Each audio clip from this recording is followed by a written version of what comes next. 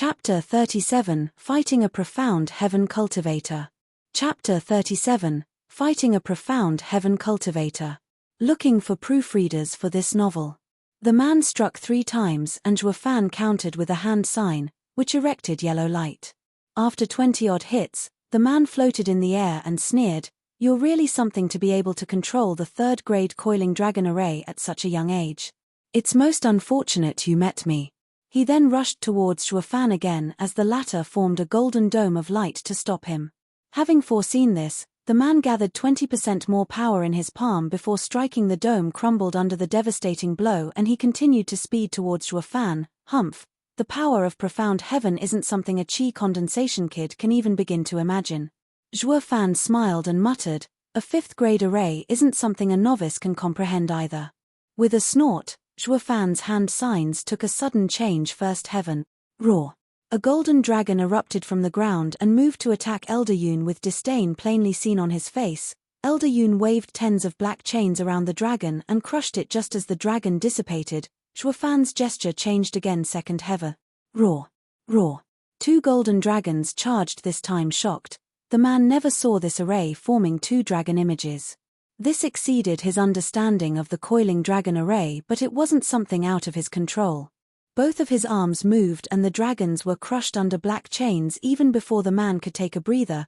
Zhuo Fan shouted 2 times. Third heaven. 3 dragons took to the skies. 4th heaven. And the 4th dragon appeared. 5th heaven, 6th heaven, 9th heaven. A total of 9 golden dragons roamed the skies as their fearsome roars echoed everywhere. Every great clan in the city burrowed deeper into their homes, without daring to make a peep. This battle was by far the most horrifying one in their lives. The man was gasping for breath and looked appalled at the majestic scene. Never in his wildest dream could he ever conceive that a chi condensation child was able to control such an imposing array. This isn't the coiling dragon array. The man saw the 9 golden dragons setting their vicious sights on their enemy. Zhuo Fan gave a cruel grin. "This is the 5th-grade array, 9 heavens coiling dragon array. Try it, if you have the nerve." After a deep look at Zhuo Fan, the man cackled, "How amusing. To think a kid can control a 5th-grade array. I am more and more intrigued. For the last time, will you join Hell Valley?" The man's fervent look was akin to gazing upon a priceless treasure, but he only received disdain. "I've never once considered joining a rundown place like yours. Since you chose to keep that road shut, the only path left is to your death." The man flew like the wind, with all his killing intent focused on Zhuo Fan. Zhuo Fan was but a teenager, but the ruthless and calculative mind coupled with his preeminent talent left the man with dread for the future. It was best to avoid any future mishaps and kill him on the spot. Zhuo Fan was clear of Elder Yun's intention, and with a hand sign from him, he sent the 9 dragons to attack. The elder 9 dragon tails charged. An ear-piercing sound came and the man had to come face to face with the awe-inspiring power of 9 dragon tails, stopping him dead in his tracks. His only choice was to unleash his black chains, hoping their power was enough. Rumble. Under the shaking sky and spinning ground, the man's chains and the dragon tails clashed. It resulted in him being sent flying. He flew 50 meters before landing, puking blood the first instance his body made contact with the ground. Zhuo Fan mocked, "How did you become an elder with just this much strength? How did Hell Valley even wiggle its way among the 7 noble houses?" The man was about to spout obscenities. Who'd imagined this day would come when a chi condensation child would toy with him? Once word got out, he'd be the butt of the Empire's joke. Even if he returned to the Valley Lord wouldn't let him off with just a tongue-lashing kid. "Even if you go down on your knees and beg, I will still kill you."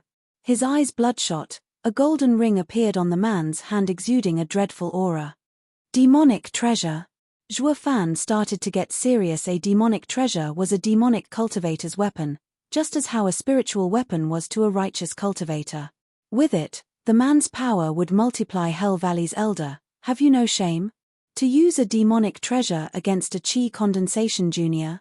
Zhuo Fan mocked, but Elder Yun replied with a savage grin, "Hey, who will be able to tell when everyone's dead?" Zhuo Fan was anxious now. He wanted to provoke Elder Yun just so he could avoid this situation. But when up against a demonic cultivator, they would stoop to any low.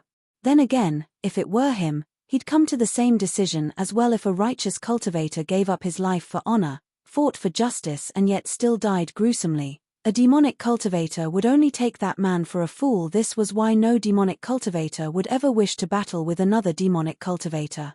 They were ruthless, scheming and sinister characters, and the only outcome of fighting them was one victor and one loser with no in-between, particularly in the Shameless One's case. Die, kid.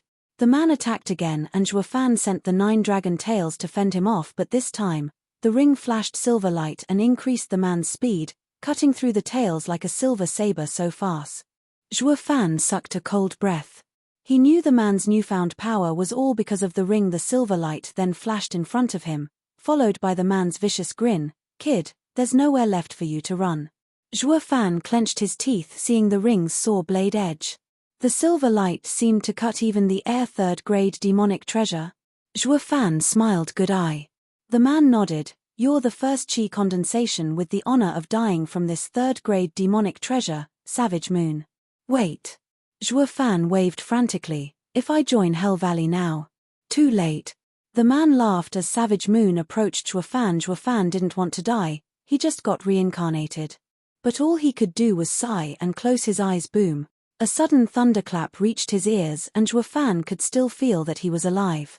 Opening his eyes, he saw a tall old man in front with blood trickling down his arm. The old man was facing Elder Yun, whose Savage Moon's blade was stained in fresh blood. Who are you?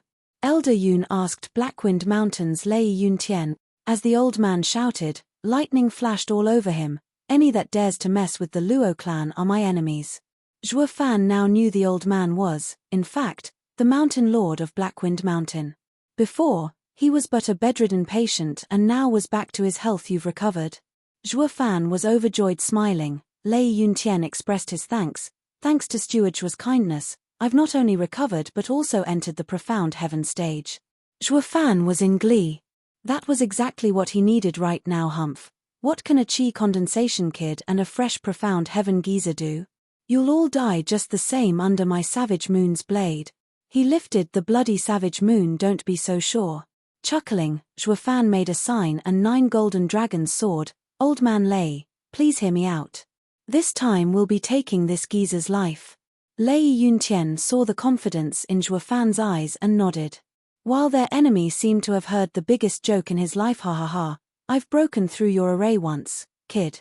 This profound heaven old man's cultivation is still unstable, not enough to take my life.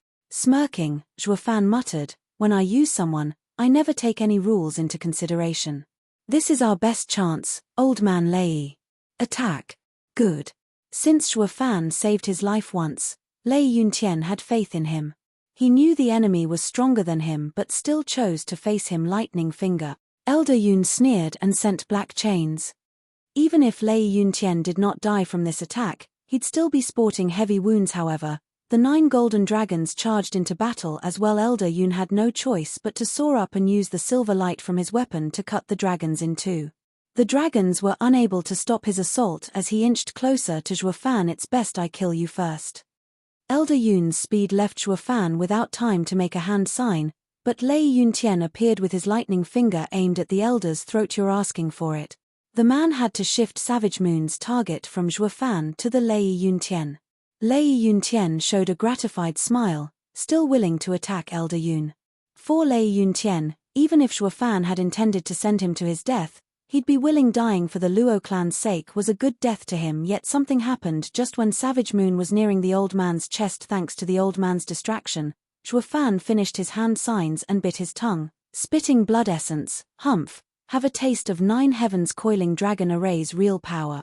The 9 cut dragons turned into golden dots and rushed to Zhuo Fan. A glorious and ancient roar was released, followed by a huge dragon far greater than all the previous 9 dragons combined. This new dragon immediately rushed towards Elder Yun. The man's eyes narrowed as his heart shook, but it was already too late. The new dragon's speed was even greater than Savage Moon's. He couldn't even poise Savage Moon to defend, and the dragon crashed into him, carrying him off into the sky. How can a chi condensation brat? Following his final wail, the dragon held the man in its jaws and exploded. Chapter 38, Scary Zhuo Fan. Chapter 38, Scary Zhuo Fan. Looking for proofreaders for this novel. Boom. A grand explosion rumbled the skies above the small courtyard as the dragon ignited the heavens in a flash of gold. The shockwave even put pressure on the building, despite being so far, while other houses crumbled in the aftermath. Deafening noise from the explosion attacked people's ears even as they covered them up and laid trembling on the ground.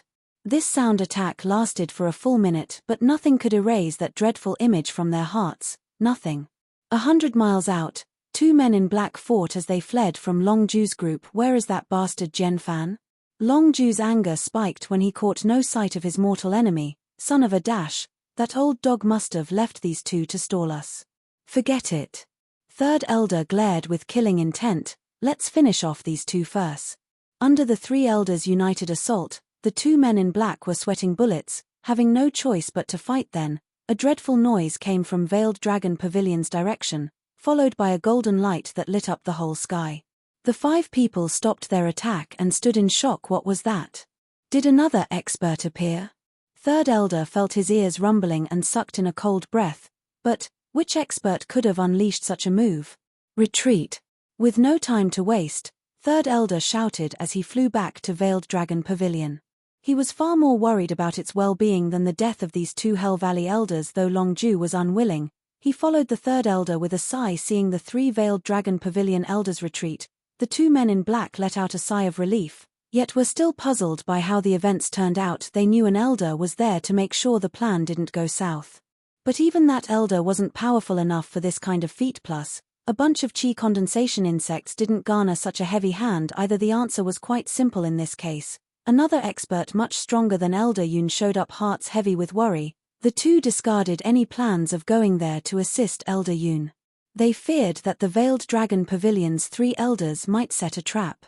So, they took the only viable choice: retreat. Elder Yun, you're on your own. At the small courtyard, Lei Yuntian watched the night sky slack-jawed. He thought Shuofan wanted him to bait Elder Yun and leave him open for a sneak attack. He went with it despite knowing he was a dead man. As long as Luo clan survived, it was worth dying for. But Shuofan defied his imagination. He still acted as bait but did not pay the ultimate price. While the enemy was caught unaware, the lad sprung up with a devastating blow that took Elder Yun's life, leaving no remains. Recalling the sky-blazing aftermath, Lei Yuntian shuddered. Not only was he surprised, but also shocked. A Hell Valley's elder, a profound heaven expert, died in one move. This kid is terrifying. Old man Lei. Shuofan caught his breath and stood up weakly. Lei Yuntian heard him and rushed over to hear his instructions. His faith in the kid had once again strengthened. This was no longer just gratitude for having saved him or faith in a youth's potential, but the respect for the strong. Steward Zhuo, if there's anything you want done, just tell me. Shuofan nodded. Old man Lei, I'll leave Luo clan in your care while I go bring young Miss Lei back. No worries, they'll have to pass over my dead body before they can harm a hair of Yunhai and Yunchang. Lei Yuntian nodded with resolve. Shuofan showed a relieved smile and went after Lei Yuting. Hell Valley had left only one elder here and he too was dead now. Seeing how no other enemy popped up while fighting, Shuofan was certain Hell Valley only sent 4 men in total, including the ones Veiled Dragon Pavilion's elders were chasing. Under a profound heaven expert's careful watch, the Luo clan siblings' safety was guaranteed. So he could devote all his attention to saving that foolish girl. To be on the safe side, he picked up the Savage Moon first. A third-grade demonic treasure shouldn't be wasted. Yang Ming ran like mad while clutching his chest in the gloomy forest. He was injured from the smack he got from Zhuofan's array, but Elder Yun's slap made it worse. His mind was clouded and breath ragged. As for the dreadful explosion before, he didn't have the time to waste on it. But he was shocked nonetheless, finding it inconceivable for Elder Yun and Zhuofan's fight to escalate to such degree. Stop. A clear and angry shout came from behind, freezing Yang Ming in place. He turned to see Lei Yuting watching him with complex emotions, making sure she was alone and double-checking Zhuofan wasn't there. Yang Ming relaxed and showed a wicked grin. Junior sister, you want to stop me all by yourself? Frowning, Lei Yuting's eyes turned misty. For my godfather, I will help him get rid of such a traitorous disciple. Ha ha ha, traitorous disciple? I was never one of you in the first place. Yang Ming mocked her. Moreover, do you think you can kill me with your strength? Even if we are to die together, at least I can repay Godfather's kindness for raising me. Lei Yuting's eyes glittered with tears as she stared at him right in the eye. I just want to know, did you ever love me? Black demonic energy drifted from Yang Ming's hand as he sneered, I am a genius disciple of Hell Valley. If I am ever to marry, I would choose from among the 7 houses. How can I be tied down with the likes of you? Tears fell unabated, but Lei Yuting hardened her determination. Then from now on, we are through. Lei Yuting followed her last word with lightning flickering between her fingers. Yang Ming laughed, hardly afraid, and fought back with the black-colored hand in the clash between the freezing palm and the flickering lightning. Sparks flew however. Yang Ming dodged lightning finger at the last second and struck down Lei Yuting with no remorse. Lei Yuting saw his evil grin and came to terms with the outcome. Closing her eyes for death to take her, it was then that a flash of red struck Yang Ming's black palm. Bam! Yang Ming was sent flying and coughed blood in midair. An infant's cry came from the red light as it flew into a bush, waking from her stupor. Lei Yuting saw Yang Ming heavily wounded on the ground and the weakened red light among the bushes. She knew it was Zhuo Fan's blood infant. She stood there in a daze, muttering as she glanced at blood infant, was it you who saved me? The blood infant tried to fly again, only to collapse. She did not know of the inseparable bond between Zhuo Fan and the blood infant, however, she knew it was something he treasured. But even so, to think that Zhuo Fan would send his treasure to save her, Lei Yuting began to feel warm inside.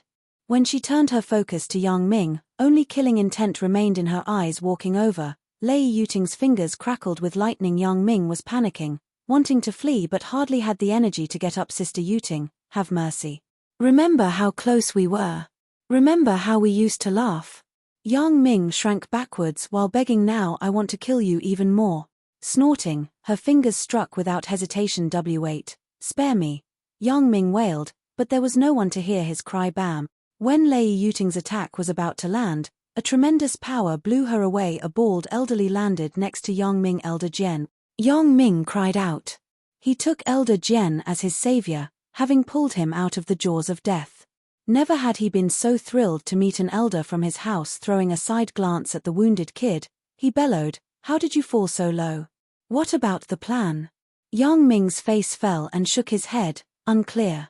Elder Jian wanted to kick this worthless thing away. You are the one most knowledgeable about this plan, and yet you come to me saying it's unclear? The house's expense was heavy in this decade-long plan, and this is your answer. If Elder Jian didn't need to hear the kid's report, he would have killed him right then and there. Forget it, we'll speak of it when we return. Sighing, Elder Jian's eyes turned to the stunned Lei Yuting. After we get rid of this girl. He then jumped at her with a palm strike, coming face to face with a profound heaven expert for the first time. Lei Yuting was frozen in fear.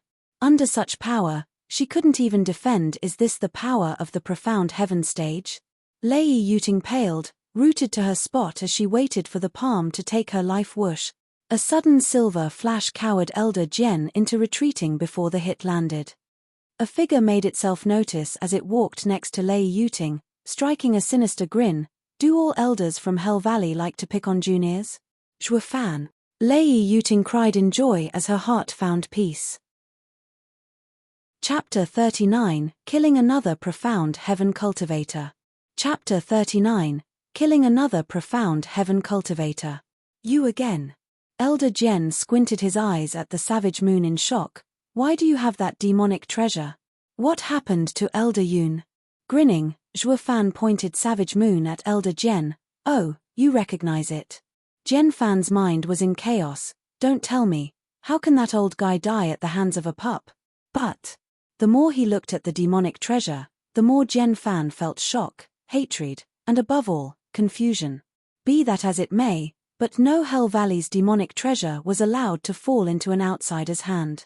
Elder Jian then saw the naked killing intent in Zhuo Fan's eyes. Aware of the other's intention, Zhuo Fan snickered as he sent a whisper to Lei Yuting. Listen, aim for the old man's heart and close your eyes as you attack with lightning finger. Ignore everything else. She turned to him in shock. How can I hit him if I close my eyes? We won't win against a profound heaven cultivator regardless. But she soon recalled Zhuo Fan's unscrupulous character and understood his intention. The only reason he saved her was to use her as a live bait to throw into the jaws of death. Lei Yuting nodded despondently. She was already prepared to die when she made the decision to come here. Zhuo Fan curled his finger, making blood infant return to his body unnoticed as he shouted, now. Zhuo Fan went first and Lei Yuting followed his plan by closing her eyes and using lightning finger. Startled, Elder Jen didn't expect them to move first. But he didn't mind, as a profound heaven cultivator's defense wasn't something a chi condensation cultivator could pierce. The only danger to his life was posed by that savage moon. As such, Zhuo Fan had his complete focus. Lei Yuting charged the lightning with her eyes closed, ignoring everything, while Zhuo Fan flitted left and right. Elder Jen sneered, turning a blind eye to the girl when she was near Elder Jen. Zhuo Fan flashed in front of her and attacked with Savage Moon. It was a simple thing for Jen Fan to grab Zhuo Fan's hand and snap it in two. Humph, don't think a petty diversion is enough to trick my eyes. I've lived far longer than you. Smoke and mirrors won't work on me. Jen Fan sneered. Yet it still has. Zhuo Fan's smile remained. Suddenly, Elder Jen's heart was filled with unease before he could make clear as to why. A red light flew from Zhuo Fan into his body from Zhuo Fan's broken arm. Blood spurted out like a stream and dyed the trees red. Jen Fan watched Zhuo Fan with rage. It was you back then? He now knew what had entered his body not too long ago and allowed the three elders from Veiled Dragon Pavilion to use that chance and tear one of his arms. Zhuo Fan grinned. You're brave, I'll give you that, to rob me of my arm. Jen Fan gnashed his teeth. Once I get out of your demonic creature's control, I'll tear you to pieces. Elder Jen focused all his yuan qi into his body while talking. Zhuo Fan smiled. Despite sensing the increasing pressure on Blood Infant, Elder Jen, you've been tricked yet again. Lightning crackled as Lei Yuting's fingers came from behind Zhuo Fan and struck Jen Fan's chest. Watching Zhuo Fan's eerie smile with doubt, Elder Jen's eyes bulged out from grievance and unwillingness to die like this. Elder Jen, you were wrong. I was the distraction. Zhuo Fan smiled despite the blood leaking from his mouth. You only paid attention to Savage Moon, but you forgot your wounded state. Weakened as you are now, you no longer have the same amount of yuan qi as before, ha ha ha. The fear in Elder Jen's eyes grew thick. Such a cunning and vicious youth. How horrifying. This was how the expert Jen Fan breathed his last breath. Zhuo Fan used himself as bait while leaving the final blow to Lei Yuting. Each step was filled with perils. The slightest mistake, the slightest hesitation would have meant death. Yet when Zhuo Fan was involved, everything they did was as if they were dancing to his tune, resulting in Elder Jen's ultimate demise.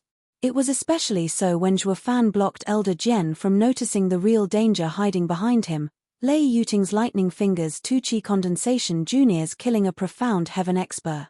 If anyone spoke of this, none would believe it. Plop. Zhuo Fan collapsed in his own blood. Lei Yuting was crying in despair when she saw this. She thought Zhuo Fan wanted her to act as bait, but it exceeded her expectations when he took the most dangerous role onto himself. All kinds of emotions swept her heart, pain, warmth, and even something Yang Ming never managed to stir. Zhuo Fan, forgive me. Lei Yuting kneeled at his side, watching his pale face. Zhuo Fan waved, this isn't your fault. When Blood Infant was wounded, I also suffered internal injuries. He recalled Blood Infant from Elder Jen's corpse. This time, it'll take a lot more time to heal.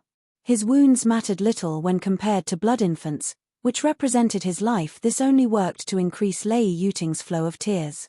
She now knew that the demonic creature wasn't a treasure, but something bound to his life. Yet even in such a perilous state, he chose to take a life-threatening hit for her. She began to see Zhuo Fan with different eyes, but Zhuo Fan himself couldn't care less. Zhuo Fan pointed at Jen Fan, search him. A Hell Valley elder has to have valuable things on him. All right. Lei Yuting used her highly dexterous hands to complete this task with such skill that Zhuo Fan couldn't help but raise an eyebrow. A bandit sure is skilled. Once Jen Fan was picked clean, Lei Yuting returned to Zhuo Fan. In her entire life, this was the first time she ever lowered her head in shame from doing something so unbecoming of her. But he couldn't care less about the reason why she was hiding her face as she strewed the things before Zhuo Fan. She kept avoiding his eyes. Zhuo Fan found it odd but didn't care and started to rummage through Elder Jen's stuff. The first and foremost thing that caught his eye was the storage ring, and soon found what he was looking for. Inside, a light flashed and two jade slips appeared in his hand. Lei Clan's spiritual ranked martial art, Lightning Finger, and Cai Clan's martial art, Wind Kick. He was clueless as to the secret involving the three clans' martial arts but did not hesitate in taking them into his own ring. What was left were some cultivation methods, martial arts, and spirit stones. Zhuo Fan, as a former demonic emperor, Couldn't care less about those and threw the ring to Lei Yuting according to bandit's rule, half belongs to you. Lei Yuting shook her head, the old man was your kill. They are yours. I don't want them, he has nothing of value. Zhuo Fan smiled and turned his eyes to a bag. It was only as big as a palm, but Zhuo Fan knew of its remarkable quality. It was a bag that could store living creatures. And what laid within was none other than the soul-devouring crow. Stashing it in his chest, Zhuo Fan smiled pleasantly. It held the largest interest to him. Who knew, he might even discover the secret of the purple lightning gold eye. Zhuo Fan, at least take the ring. Lei Yuting was shocked at the ring's contents and still decided to give it to Zhuo Fan. I know Luo clan is wealthy, but there are some spirit-ranked martial arts and cultivation methods inside which are of far greater value than mere spirit stones. It will provide great help in restoring your clan. Zhuo Fan shrugged as he weighed the ring. Such trashy things I have in heaps. There's nothing rare or great about them. If you don't want it, I'll just throw it. He was about to do just that when Lei Yuting took the ring from his hand. How can you be such a wastrel, to not even want spirit-ranked martial arts? How did you manage to become a steward anyway? With how you act, Luo clan's money will get flushed down the drain. Zhuo Fan smiled as he put Zhen Fan's corpse into his ring. Time to head back. Veiled Dragon Pavilion has some explaining to do. Lei Yuting nodded and rushed to support him. As Zhuo Fan was far too weakened, he could only lean onto her shoulder, tinting her cheeks red in the process. Wait. Zhuo Fan stopped to look around. Where's Yang Ming? Lei Yuting looked everywhere, but there was no sight of Yang Ming. They forgot about him in the heat of the battle. Curses, he got away. Lei Yuting gnashed her teeth. Zhuo Fan shook his head. No need to bother with an insect. But then he recalled his disciple, Zhao Chen, and killing intent flashed in his eyes. But even insects can spell trouble. The next time I see him, he's dead. Chapter 40 Shock. Chapter 40 Shock. The sun's warm rays shone from the east as Long Jie and Long Kuei led hundreds of Veiled Dragon Pavilion guards back to the branch. Even tiredness couldn't hide the prideful air they carried themselves with. Not only did they win the battle with Hell Valley, but did it spectacularly. Long Ju, with third and fifth elder, stood at the gates watching their return with negligible casualties. Uncle Long Jie and Long Kuei bowed with a smile. The three elders were pleased. Little Kuei, Jie, how was your fight? Long Kuei was the first to report. As the uncles predicted, after you chased the elders from Hell Valley, a large force came to attack us only to be defeated by us. Barely a scant few bone-tempering cultivators escaped. Well done. Long Ju shouted his approval. Your improvement has been great lately. Magnificent for you to not only lead your own team but to also wipe out the enemy. Third brother, when you return to the estate, make sure to report the two's merit to Pavilion Lord. Ha ha ha. Long Ju's laughter shook the air as if he was relieved of the past year's pressure. Third elder stroked his beard with a smile. This huge merit the two achieved for Veiled Dragon Pavilion was the first in their lives. Such accomplishment was always followed by a sense of honor and pride. Oh, right. Third elder furrowed his brow. Do you know what was the cause of that tremendous explosion last night? Long Jie and Long Kuei were also puzzled. That sound shook the world, and I thought it was from third elder's fight with Hell Valley's elders. Wasn't it? Long Kuei asked. The three elders' expression turned grave as they shook their heads. The explosion shook the hearts of everyone last night, instantly becoming a mystery as to what caused it. Oh, didn't the Luo clan stay hidden in their small courtyard all this time? Let's go ask them. Long Ju slapped his head as he turned to third elder, nodding. Third elder walked in the small courtyard's direction, followed by the others. Long Kuei smirked. The battle must have been so brutal last night that a tiny clan like them were scared to even poke their heads. They probably hadn't seen anything.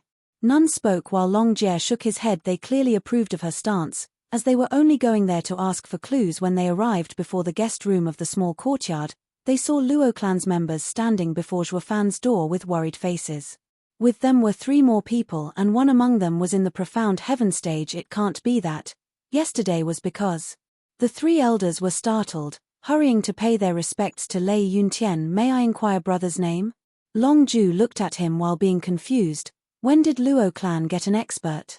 Lei Yuntien returned the gesture as he knew of Veiled Dragon Pavilion's might. I am Lei Yuntien from Blackwind Mountain.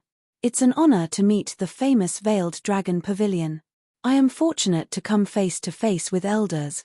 Long Ju nodded. Having stayed in Windgaze City for so long, he knew the city had many clans with different power levels. But only the recently established Sun Clan along with the previous Luo Clan, Cai Clan and Blackwind Mountains Lei Clan were first-rate clans. Of course, this applied to a small town like Windgaze City, not including the 7 houses, as the Lei Clan now had a profound heaven expert. The Blackwind Mountains' influence would expand like never before. Despite how Bone Tempering Stage and Profound Heaven Stage were but a stage apart, the fact that a clan had a Profound Heaven expert as overseer, it now became a second-rate clan on this continent. Those that lacked such power were mere third-rate or fallen clans. Lei Clan can now be considered as the most outstanding clan in Windgaze City. Clan Head Lei, I wonder what are you? Long Ju roamed his eyes over the people gathered before Zhuofan's room. Lei Yuntian sighed. Steward Zhuo was hurt last night and is unclear if he will survive. What? This place was under attack too? Third Elder was shocked. He thought that Long Jie and Long Kuei had blocked all Hell Valley's men last night, but it seemed that wasn't the case. Did they prepare 2 teams? Humph. A sudden snort of disdain came from behind. Wasn't Zhuofan always acting so high and mighty? Didn't he boast he'd surpass the 7 houses in 10 years? So useless, to only end up on his deathbed from a bunch of thieves. Luo Clan and Lei Clan all glared at the speaker, but Long Kuei just rolled her eyes. Quiet, little Kuei. Long Ju shot her a glare and Long Kuei was forced to remain silent, looking apologetic toward Lei Yuntian. Long Ju spoke, please excuse her rash behavior. Just who could it be, powerful enough to injure Zhuofan to such a state, even with a profound heaven expert such as yourself protecting him? What, me protecting him? Lei Yuntian was taken aback, but then shook his head. I am ashamed to say that I only advanced last night and still lacked the power to defend Steward Zhuo. To others, Lei Yuntian was the strongest here and it was natural for him to protect everyone. But only he was the clearest as to who protected who last night. But the enemy was a profound heaven expert that called himself Elder Yun. What, Yu Yunqing? Third Elder and Long Ju were startled as the former muttered, I never thought that he'd also come. But then he turned with joy at Lei Yuntian. Brother Lei, you're amazing. That man was one of Hell Valley's 12 elders, having entered the Profound Heaven stage for decades. Yet you just advanced to Profound Heaven stage and defeated him. Impressive indeed. The other 2 elders also showed their admiration. Lei Yuntian blushed and said with a cough, Third Elder is exaggerating. I couldn't even take a single blow from him. Then how did you all pass the night unharmed? Long Ju asked, scratching his head.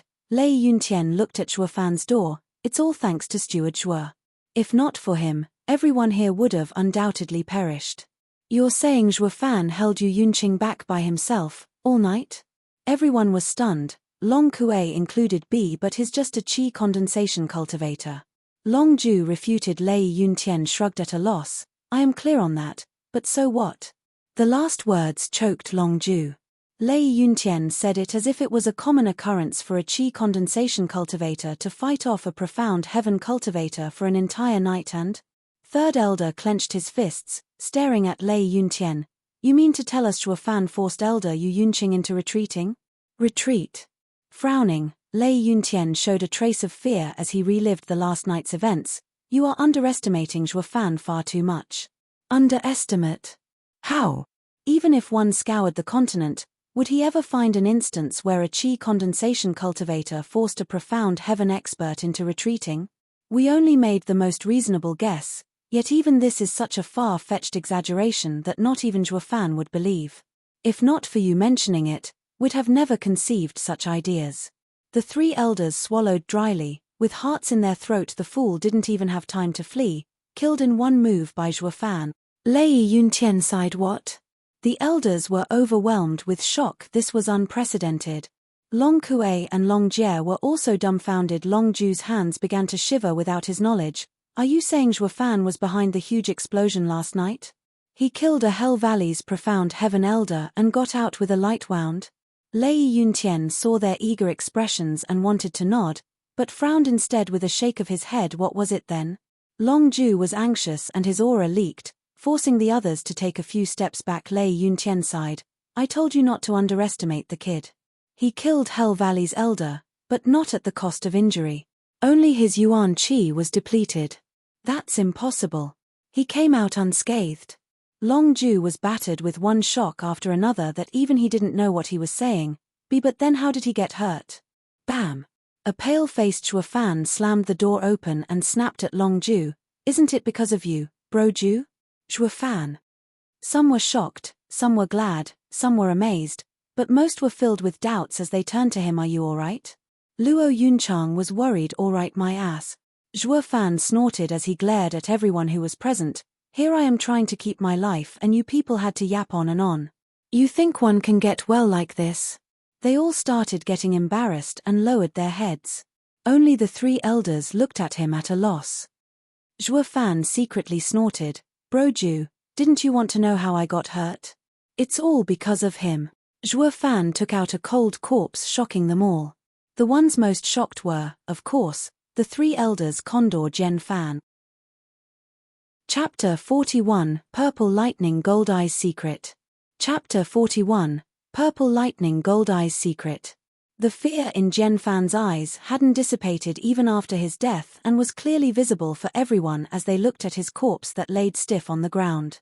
What manner of death could have evoked such expression from a monster who roamed the continent unhindered? How? Condor Gen Fan is actually dead. Who killed him? Long Ju was unnerved and stammered. Shuo Fan sneered, is there a need to ask when I was the one who took out his corpse? They all looked at Shuo Fan with a stranger's eyes. Each guessed as such, but none dared to believe it. This monster had even escaped the Veiled Dragon Pavilion's three elders' joint attack. I knew that there was a deep grudge between him and Bro Ju. Since I chanced upon him, I killed him. Flicking off imaginary dust from himself, Shuo Fan smiled, Bro Ju, please don't take offense from meddling in your affairs. How can I? Long Ju panted and was staring at the corpse with bloodshot eyes. This monster ruined my eye and my future. I can hardly contain myself from drinking his blood and feasting on his flesh. How can I blame you for taking revenge in my stead? Brother Zhuo. Suddenly, Long Ju cupped his hands. From this day forth, I shall treat you as a sworn brother. As long as you're in my domain, you just need to ask and I'll do it. Sigh, Bro Ju is too courteous. I barely did anything. Shuo Fan dismissed him with a wave, but that little movement stirred his wound and winced. Long Ju appeared next to him in a flash. Don't move brother, here are some recovery pills. In 3 days you'll be up and about. Long Ju took out a few small bottles and placed them in Shuo Fan's hand. With how caring Long Ju was, the other elders stared at Shuo Fan in amazement.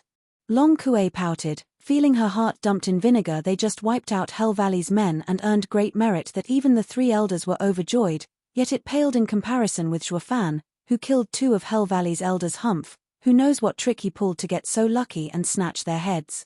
How could a Qi condensation cultivator ever kill a profound heaven expert?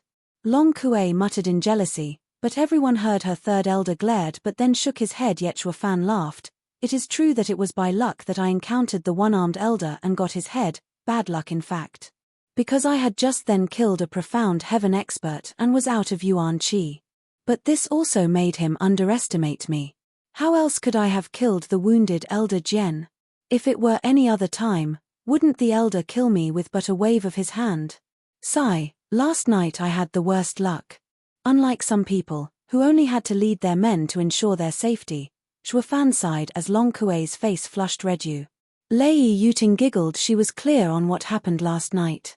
Shuo Fan was indeed amazing, forcing the elder to act as he wanted. But amazing as he was, such an instance wasn't going to repeat itself every time. Shuo Fan said that just to spite Long Kuei, I am better and stronger than you. My merit is also greater, all coming from one well-placed hit.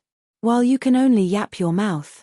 The 3 elders laughed as they shook their heads. They knew that Shuo Fan succeeded in bringing down a profound heaven expert only through special means and not like how he bragged about, killing because he met him. But the fact remained, him killing 2 such experts in a single night shook the elders' core. Old Ju, take care of Brother Zhuo's wound. We will also add a few hundred guards around the premises while I and Brother Wu report back to the estate.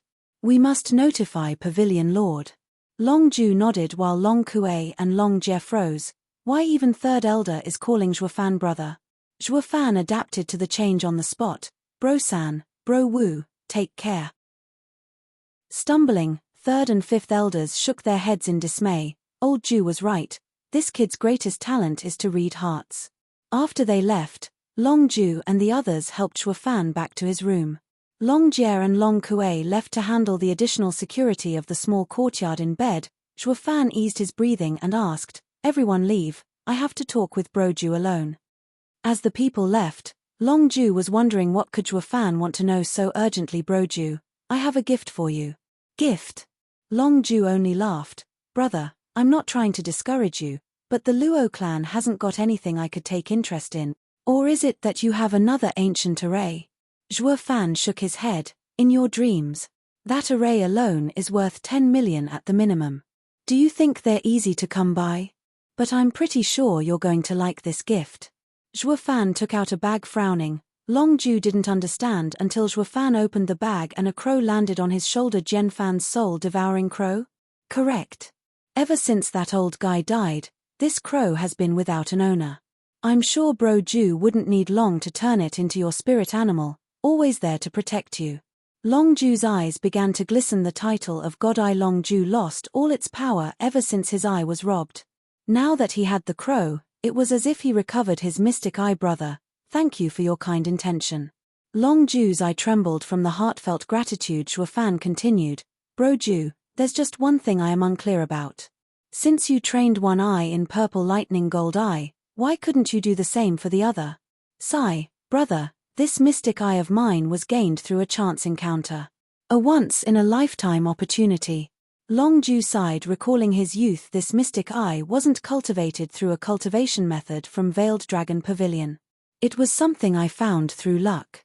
Long Ju considered Shuo Fan as one of his closest friends. Thus, he became the first listener to this secret Long Ju had buried for such a long time. "Brother, do you know of the 3 danger zones on this continent?" After Shuo Fan shook his head, Long Ju smiled. "You can go anywhere you want across the continent, except for the 3 danger zones.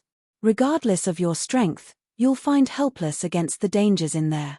Shuo Fan nodded from how serious Long Ju looked but didn't take the warning to heart. "The zones are Lightning Canyon, Ice Mountain, and Fire Pit." Long Ju stared at Shuo Fan in all seriousness, but then laughed in the end. "Never mind, even if you want to go you still can't. Only if your luck is sky high will you enter one." "Why?" "Because these zones appear at random. Today, they might be in the east and tomorrow in the west. Regardless of where they descend, it will cause a terrible tornado that draws in all who dared approach, while also trapping them inside. That must be an array which an expert had deployed. If one didn't know how the array operated, they would have no hope of finding the entrance." Shuo Fan asked, "Then how did you get out?" Long Ju nodded with a deep look. "You're smart, brother." "Yes, in my youth I chanced upon the Lightning Canyon. At that time, the tornado swept me away and all I could see was a world of purple lightning. Every single expert there fell under the purple strikes. Just recalling it sends shivers down my spine. Then the oddest thing happened. The strike that was meant for me hit in my eye. While I was unharmed, all that I could feel from my eye was scorching heat." Shuo Fan now understood, as it was stated in the 9 Serenities secret records regarding the Heavenly Emperor's purple lightning gold eye, everything was subjected to be destroyed under its gaze, all except the eye. This was why when the purple lightning struck Long Ju's eye, he was unharmed. Perhaps because of my will to survive, I gave it my all in fighting for my life. I was aware of the purple lightning's power but still wanted to live. It was at that moment that a man's voice reached me. He was reciting some method and I, in my confused state, mimicked his words. It shocked me in the end when my eye released purple lightning. It may have been because of the eye that the purple lightning no longer struck me. Finally, when the tornado passed, only I survived. But ever since I was robbed of my eye and because of the frantic situation when I gained it, I no longer recalled the words that man recited and had no way of forming another mystic eye." Long Ju sighed while Shuo Fan nodded. Lightning Canyon was a remnant the Heavenly Emperor left behind and contained his cultivation method. "I have to find it. If I add the 9 Serenities Emperor's legacy with Heavenly Emperor's, with 2 of the 3 Ancient Emperor's legacy in my hands, none can contest me. I didn't reincarnate in vain." No one would ever imagine that a powerful emperor stage expert would leave his remnant in the mortal world. Ha ha ha. Zhuo Fan wanted to cackle but was sensible enough to refrain since Long Ju was next to him. Chapter 42 Resisting. Chapter 42 Resisting. Their talk took the entire day. Once Zhuo Fan got hold of all the information that interested him, he walked Long Ju out, after which he entered seclusion for a month to heal with Long Ju's recovery pills. He was back to full health in 10 days but was forced to spend the remaining time to patch up Blood Infant's precarious state. A month later, Zhuo Fan came out of his room stretching his limbs and enjoying the fresh air. Moreover, just a few days ago, he and Blood Infant entered the 5th layer of Qi condensation, just that it was a pity one of the 2 elders from Hell Valley died for naught. He truly hoped he could absorb the elder's Yuan Qi at the time with it. He'd be in the bone tempering stage by now. Steward Zhuo. Xiao Kui shrieked in joy seeing him, but then bolted. Zhuo Fan was stumped, feeling his face unconsciously. Did something change about me? Why did she run as soon as she saw me? What's so scary about me? I'm not a man-eating monster. But he soon had it all figured out. I must have been too rough on her when I ripped their clothes that time, and this girl is now afraid of me. The same as how Luo Yunhai was before. Zhuo Fan snickered. I was kinda too hard on both the kids. Brother Zhuo, are you feeling better? This time it was the uncouth Captain Pang. Old Pang. Captain Pang was the only one he admitted being his friend since he reincarnated. Zhuo Fan started to miss him after not seeing each other for a month. However, just as Captain Pang was about to give him a friendly hug, his face changed and away he ran this time. Zhuo Fan was floored. Forget that lass, Xiao Kui, why is even old Pang avoiding me like a plague? Zhuo Fan frowned, unable to get to the bottom of it. He was expert in reading people's intentions in negotiations and fights, but that was because he was convinced every man's actions were motivated by benefit, yet old Pang's behavior had him stumped. I've done nothing to hurt him and he shouldn't have a reason for being scared of me. Then what's the deal with him running away? Zhuo Fan shook his head in puzzlement, but he wasn't in the mood to find out the reason. A man such as Demonic Emperor was a man of great action, not bothered by petty affairs. When he was about to leave, Lei Yuting appeared in his sight with a lunchbox and Xiao Kui running behind her. Her cute body hid behind Lei Yuting, peeking her small head to gaze at Zhuo Fan. What are you up to? Zhuo Fan stood in place. Puzzled, Lei Yuting walked with unsure steps, unlike the usual decisive nature she carried herself with. When she looked at Zhuo Fan, her cheeks were rosy. Steward Zhuo, thank you for saving me. Please accept this small token of appreciation. Zhuo Fan eyed the lunchbox with suspicion as he eased the lid open. A wonderful smell swept him when the intricately made dishes prepared from the heart were in the open. What a wonderful smell, Zhuo Fan asked. Where did you buy them from? Did Windgaze City have such a great restaurant? Humph, they weren't bought. Xiao Kui jumped out with a smile. Young Miss spent 10 hours each day making them and waited for Steward Zhuo to come out of seclusion to try them out. Every day. Zhuo Fan now unraveled the mystery of Xiao Kui running at the sight of him. It was to notify Lei Yuting, not knowing when he'd come out. Lei Yuting cooked for him every day. Her perseverance moved him. Nodding, Zhuo Fan spoke. I accept your gift. Lei Yuting cupped her blushing face and whispered, Steward Zhuo just got well and needs to take care of his body. Hurry and eat before it gets cold. Right. Zhuo Fan returned to his room with the lunchbox. Even though he was in the Qi condensation stage, not eating for a month made him hungry. Lei Yuting with Xiao Kui in tow followed him in. Her eyes shined like the sun, soft yet warm enough to melt a glacier. When Zhuo Fan was about to dig in, Luo Yunchang's charming figure entered the room with a knock. Captain Pang followed behind her, quirking an eyebrow. Zhuo Fan saw her carrying a lunchbox too. Oh, I didn't know Steward Zhuo already had someone bringing him breakfast. I was worried for nothing. When she saw the lunchbox in front Zhuo Fan, Luo Yunchang's smile widened, but her eyes became sharp as if they were about to poke holes into everyone present. What got her in such a foul mood this morning? Zhuo Fan flickered his brow in confusion. But when he picked up on Captain Pang's pitying glance, it got him baffled. Bam! Luo Yunchang slammed the box in front of Zhuo Fan while squeezing a smile. Steward Zhuo, this is something I made for you to help in your recovery. I already have a share. I'm not a glutton to eat so much. Zhuo Fan shrugged, planning on pushing aside Luo Yunchang's box, but then he sensed killing intent. He caught Luo Yunchang's eyes glaring at him. I'll try both of them. Zhuo Fan flinched for the first time in his life.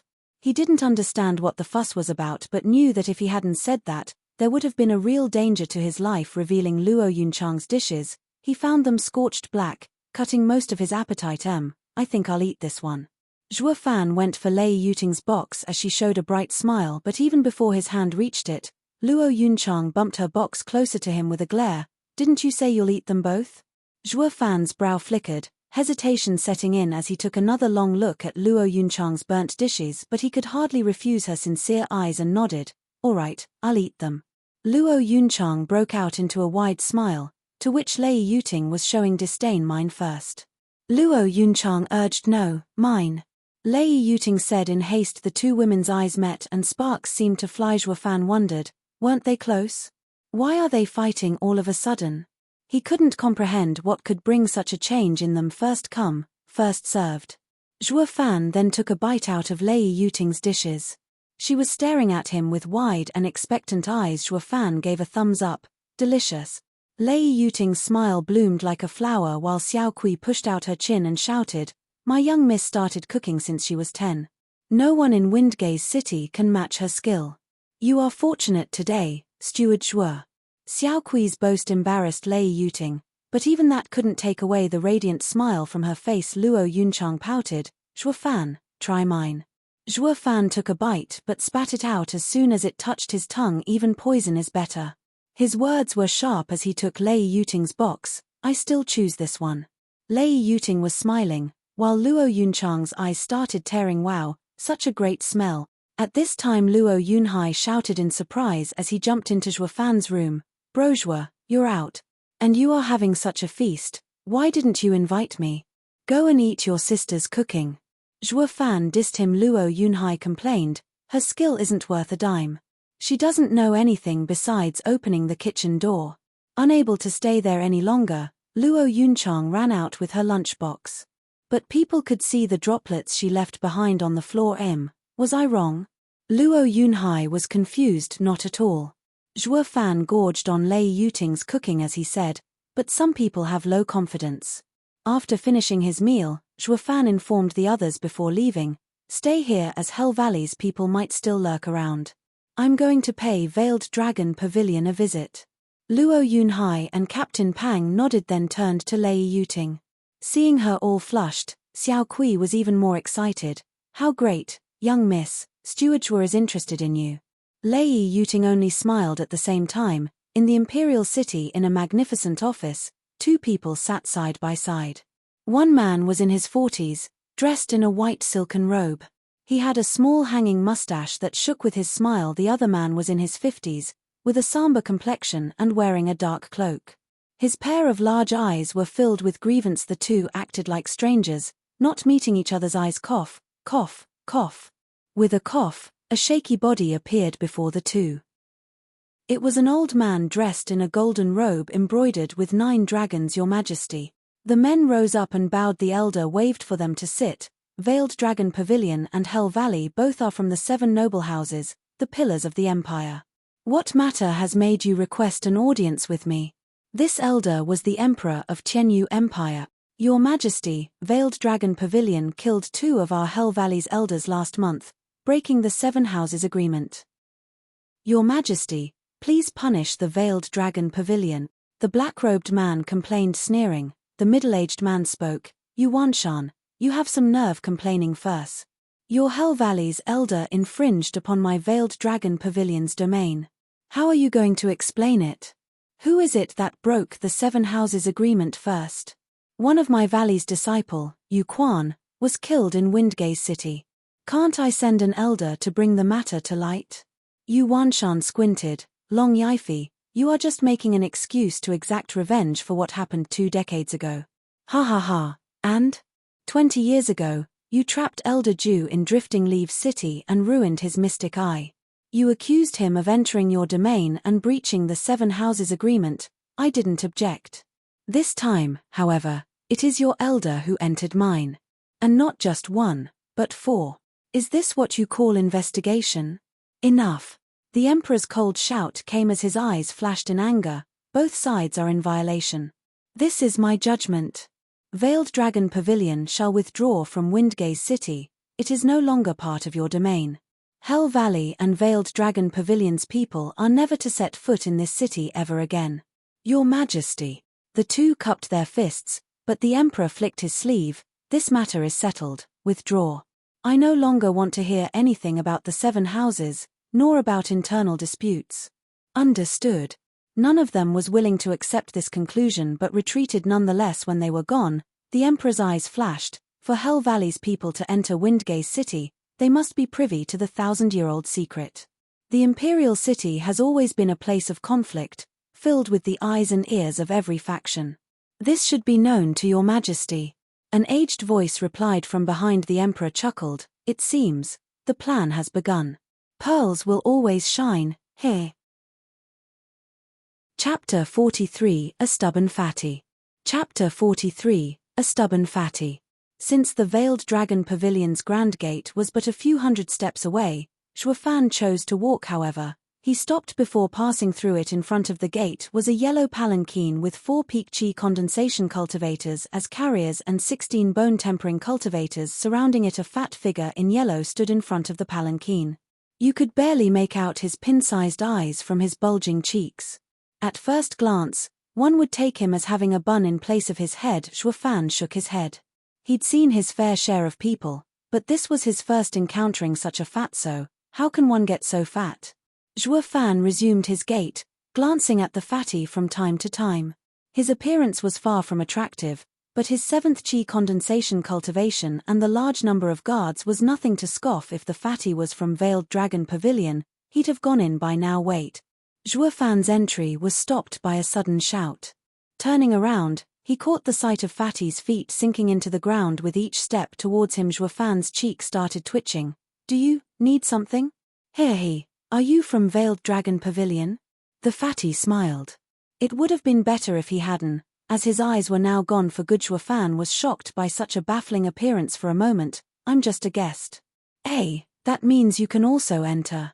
The Fatty showed a warm smile. Can I ask brother's help with a small matter? Please send word to young Miss Long Kue.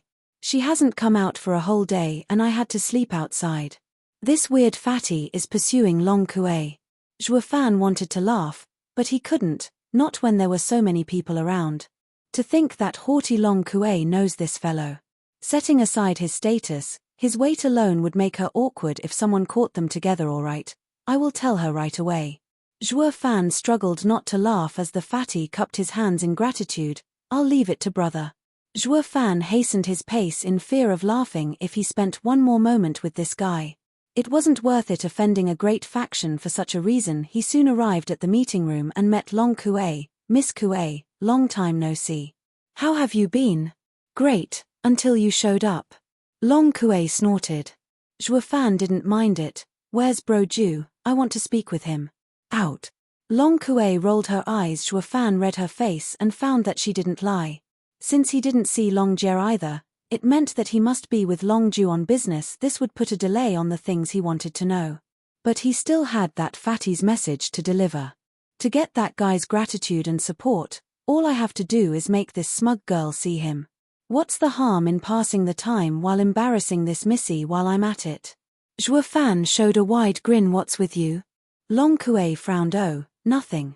There's a rich handsome guy outside who wants to talk to you. Hurry up and see him before he's gone. Hey, Miss Long, who's he? Xuefan elbowed her with raised eyebrows. Long Kue knew Xuefan was making fun of her and got angry. Ignoring him, she walked to the gates with Xuefan laughing behind her. Damn Fatty, haven't I rejected your marriage proposal already? What are you still doing here? The Fatty's smile fell. Sister Long Kue, that happened when I was 10. Now I'm 20. Don't you feel anything after I proposed 1,000 times these past 10 years? Of course I have. Annoyance. Xuefan butted in at this point, patting the Fatty's shoulder as he looked at Long Kue. Miss Long Kue, such tender and strong love are rare these days. My dear friend is so smitten by you that he even slept outside waiting for you. The last words almost made Xuefan burst in laughter. The Fatty was so touched that the thick sarcasm flew right past him. Long Kue saw them working in unison. one explaining while the other agreeing, and felt her anger peaking. But for some reason, she changed to a charming smile. Even Zhuo Fan blanked out from seeing her smile like this for the first time. And there was no need to mention the drooling fatty. Long Kuei felt sick inside but still maintained her composure. Brother Tsong, you've always treated me so well ever since we were little. But my heart belongs to another. What? Who's the punk? The fatty's face changed and his eyes spat fire. Zhuo Fan thought, oh. She isn't planning on dragging me into this, is she? Yet Long Kuei turned to him with an enigmatic smile. Oh. Hell. Zhuo Fan didn't know which faction the fatty belonged to, but one thing was clear, he wasn't to be provoked. Zhuo Fan already had Hell Valley as his enemy, and messing with another faction just as strong, if not stronger, then even Demonic Emperor would have a hard time turning disaster into an opportunity. I was wondering why you are able to enter Veiled Dragon Pavilion like you own the place. It was because you and Long Kuei are. The fatty grabbed Zhuo Fan's collar and glared. Zhuo Fan denied, brother, it's all just a misunderstanding. However, the fatty's eyes were red from anger and blinded to reason. There were two things any man would go berserk from, having his father killed and wife stolen. But the latter caused way more outrage than the former. Feeling as if he was wearing such a hat with no rhyme or reason turned this misunderstanding into a conflict. Zhuo Fan sighed, now I have to ask Long Ju to explain in order to avoid offending another power. He was pondering on how to do it when he was floored by Fatty's next word. Sister Kuei, what do you not like about me? Does this punk have something that I don't? Zhuo Fan almost spat blood, watching the fatty in a daze. Brother, now I know why you proposed 1,000 times. Cocky people, he has seen aplenty, but this was Zhuo Fan's first time meeting one as oblivious about himself as this guy watching the fatty, who could burrow the earth just by standing. Zhuo Fan wanted to shout, brother, it's more like you pack something way extra than me. Even Long Kuei was silently rolling her eyes. Brother Tsong, there must be some other reason for you to be here. You do not have the luxury of leaving the imperial capital as you wish. Take care of your matters and stop wasting time. That is out of the question. You are my future wife. I even applied for this task just to see you. Yet. Then the fatty glared at Zhuo Fan. Let's duel. He pointed at Zhuo Fan's nose as he raged. We will duel today to settle Sister Kuei's groom. Zhuo Fan took a closer look at the fatty, secretly admiring him. This kid is the first who didn't shout out his glorious clan's name before me. Just from this, Zhuo Fan liked him. Hearing the fatty request a duel, one of his guards stepped forward. Young master, your body is too precious to participate in duels. It's best if you let me handle him. Quiet. The fatty interrupted the guard. It is I who want to marry Sister Kuei. My honor and dignity as a man are on the line. If you fight, I'll be mocked forever and Sister Kuei will despise me even more. I will never ever approve of you. Long Kuei rolled her eyes. Zhuo Fan agreed with a grin. Well said, I accept. However, all your guards are stronger than me and I can't take even a single hit from them if they interfere. If I say we will duel, then it will be one-on-one. My word is gold. You don't believe me? The fatty was even angrier now. Zhuo Fan shook his head. I do believe you. But if I defeat you, can they hold themselves from not jumping in? At that point, even if you order them not to, it won't do much good. It was unknown if the fatty was pondering or fuming since his eyes disappeared when he squinted. But then he barked at the guards, all of you stay put. If anyone has the nerve to move, I'll kill him. Then he turned to Zhuo Fan, pick a location where we won't be disturbed. Zhuo Fan smiled while Long Kuei frowned and blocked him. You truly intend to fight? If he gets hurt, even Veiled Dragon Pavilion can't help you. He just nodded. This fatty isn't bad. Long Kuei was stunned when the fatty saw them stick together. His heart was aflame from rage. Panting with each word, he declared, punk, you'll see. I will mop the floor with you. Zhuo Fan smiled, not minding it in the least. Chapter 44, Assassin. Chapter 44, Assassin. Zhuo Fan took the fatty to a remote place in the woods. Since Long Kuei was afraid of mishaps, she also went along, but Zhuo Fan already had Blood Infant keep an eye out. At least the fatty's order worked like a charm and the guards stayed behind. Zhuo Fan clapped. Fatty, I praise you for not using the guards. Humph, I am always true to my word. This is related to me and Sister Kuei's happy marriage. I will have to beat you, pesky puck, So thorough you can't contest my victory. Or who knows what excuse you'll use later to pester Sister Kuei. The fatty jutted out his chin smiling. Zhuo Fan showed his vicious side. Aren't you worried I laid an ambush? The fatty frowned. His pin-sized eyes scoured his surroundings as he roared, Humph, I am willing to venture alone against any adversity, but if you think Sister Kuei will look kindly to such a despicable punk, think again. No matter what you have in store, I will never lose. Ha ha ha, enough with the heroism. Kid, I like you. It's time we get this duel started. Zhuo Fan smiled, yet even before he finished, a punch came his way. Zhuo Fan rushed to dodge, but he was too late to react. His body flew and his right cheek was now red and swollen. Hey fatso, I thought you were an honorable man. Zhuo Fan snapped at the nonchalant fatty who replied, didn't you just give start to the duel? All is fair in love and war. Zhuo Fan took a long look at him and secretly nodded. This kid is more cunning than he lets on, yet he conducts himself with honor. He is as honest as old Pang, but that is where the similarities end. Compared to the simple old Pang, Zhuo Fan liked the shrewd fatty more. A demonic cultivator would use any means to reach his goal. This fatty, who bent the limits of morality, was more to Zhuo Fan's liking. Ha ha ha, you're right. Zhuo Fan cackled and pointed at Long Kuei. Fatty, look, Long Kuei is undressing. The fatty could spot a lie when he heard one, but he still bought it this time and turned towards Long Kuei's direction. Bam! Zhuo Fan used this chance to kick the fatty into the air. Bastard. Long Kuei fumed at the sideline with a red face, yet the culprit didn't mind it in the least when her glare focused on him. Wretched punk, you dared sully Sister Kuei's honor. I will show you. The fatty wobbled as he got to his feet, but his eyes burned hotter than ever. Zhuo Fan dissed him. I was just messing around, yet you looked anyway. Weren't you also thinking something shameful about our young Miss Long? The fatty gasped. Never had he heard this kind of counter before. Zhuo Fan might have disrespected Long Kuei, but didn't he himself sully his goddess by imagining something inappropriate? If so, did he have the right to blame Zhuo Fan? Fatty's resentment was gone just like that, and he even felt ashamed. But once he imagined Long Kuei changing clothes, his face went beet red. His small eyes were perfect in hiding his secret stare over Long Kuei's enticing figure, but she found him out nonetheless and stared him down with killing intent. When a shiver crawled up his spine, the fatty focused on the fight. Punk, I will let this matter slide. Time to get serious.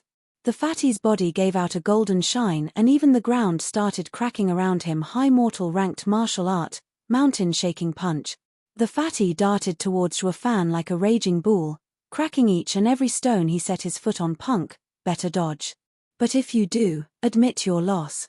Grinning, Zhuo Fan extended a red palm, not intimidated in the least. The fatty raved, damn punk, this will be your funeral. I am at the 7th layer of chi condensation and using a high-ranked martial art. This is not a move which a 5th layer chi condensation punk can withstand. If you treasure your life, dodge. But Zhuo Fan didn't budge. The fatty didn't wish for the worst outcome and wanted to hold back some of his power, but it was too late now. His flabby body was already upon Zhuo Fan. Boom. Something strange happened. The weak-looking Zhuo Fan was still standing as a breeze ruffled his hair. The fatty, however, had his golden light scattered thanks to the red glow and was sent flying. He hit the ground in a daze, and even as he got up, he still couldn't shake his astonishment. How can this be? I am clearly stronger, so why was I the one who got pushed back? He needed a long time to recover from the shock. Long Kuei scoffed. She didn't like Zhuo Fan one bit, but that didn't stop her from admiring his strength and ability. After all, he was the first on the continent to have killed 2 profound heaven expert while being a chi condensation cultivator. Arriving next to Fatty, Zhuo Fan offered his hand with a smile. Fatty, I know you went easy on me. The fatty sighed, a loss is a loss. Using all my power against someone weaker is the same as losing. I am an upright man. This is your win. Zhuo Fan turned serious. You might take it as being upright, but I see it as kindness. The fatty looked closer at Zhuo Fan. He was amazed this man found out his intention in that split second. I see now why Sister Kuei likes you. The fatty praised him and took Zhuo Fan's hand. He went to Long Kuei and sighed, Sister Kuei, you've found a great man. This punk will turn into a monster one day. The fatty felt dejected, but a sudden sound broke the silence. Zhuo Fan squinted his eyes and pushed the fatty to the ground. A green light passed above them the next second, cutting all the trees in its path. The fatty looked up at Shuo Fan with gratitude. Brother, thank you for saving me. I never thought that my love rival will become my savior. It's too early for thanks. Here they come. Shuo Fan frowned as he helped the fatty up. Long Kuei also ran next to them. A dozen men appeared around the three of them the next moment, each giving off the energy of a bone-tempering expert. What now? Long Kuei's expression was grave as she looked at Shuo Fan. With the Veiled Dragon Pavilion being even farther than the fatty's guards, the only one she could turn for help was the guy she disliked the most. But he was also the one most likely to pull off a miracle. The fatty strode out from between the two with confidence. It's me you're after. Let them go. Hi. As a member of the imperial family you sure have the air of a king.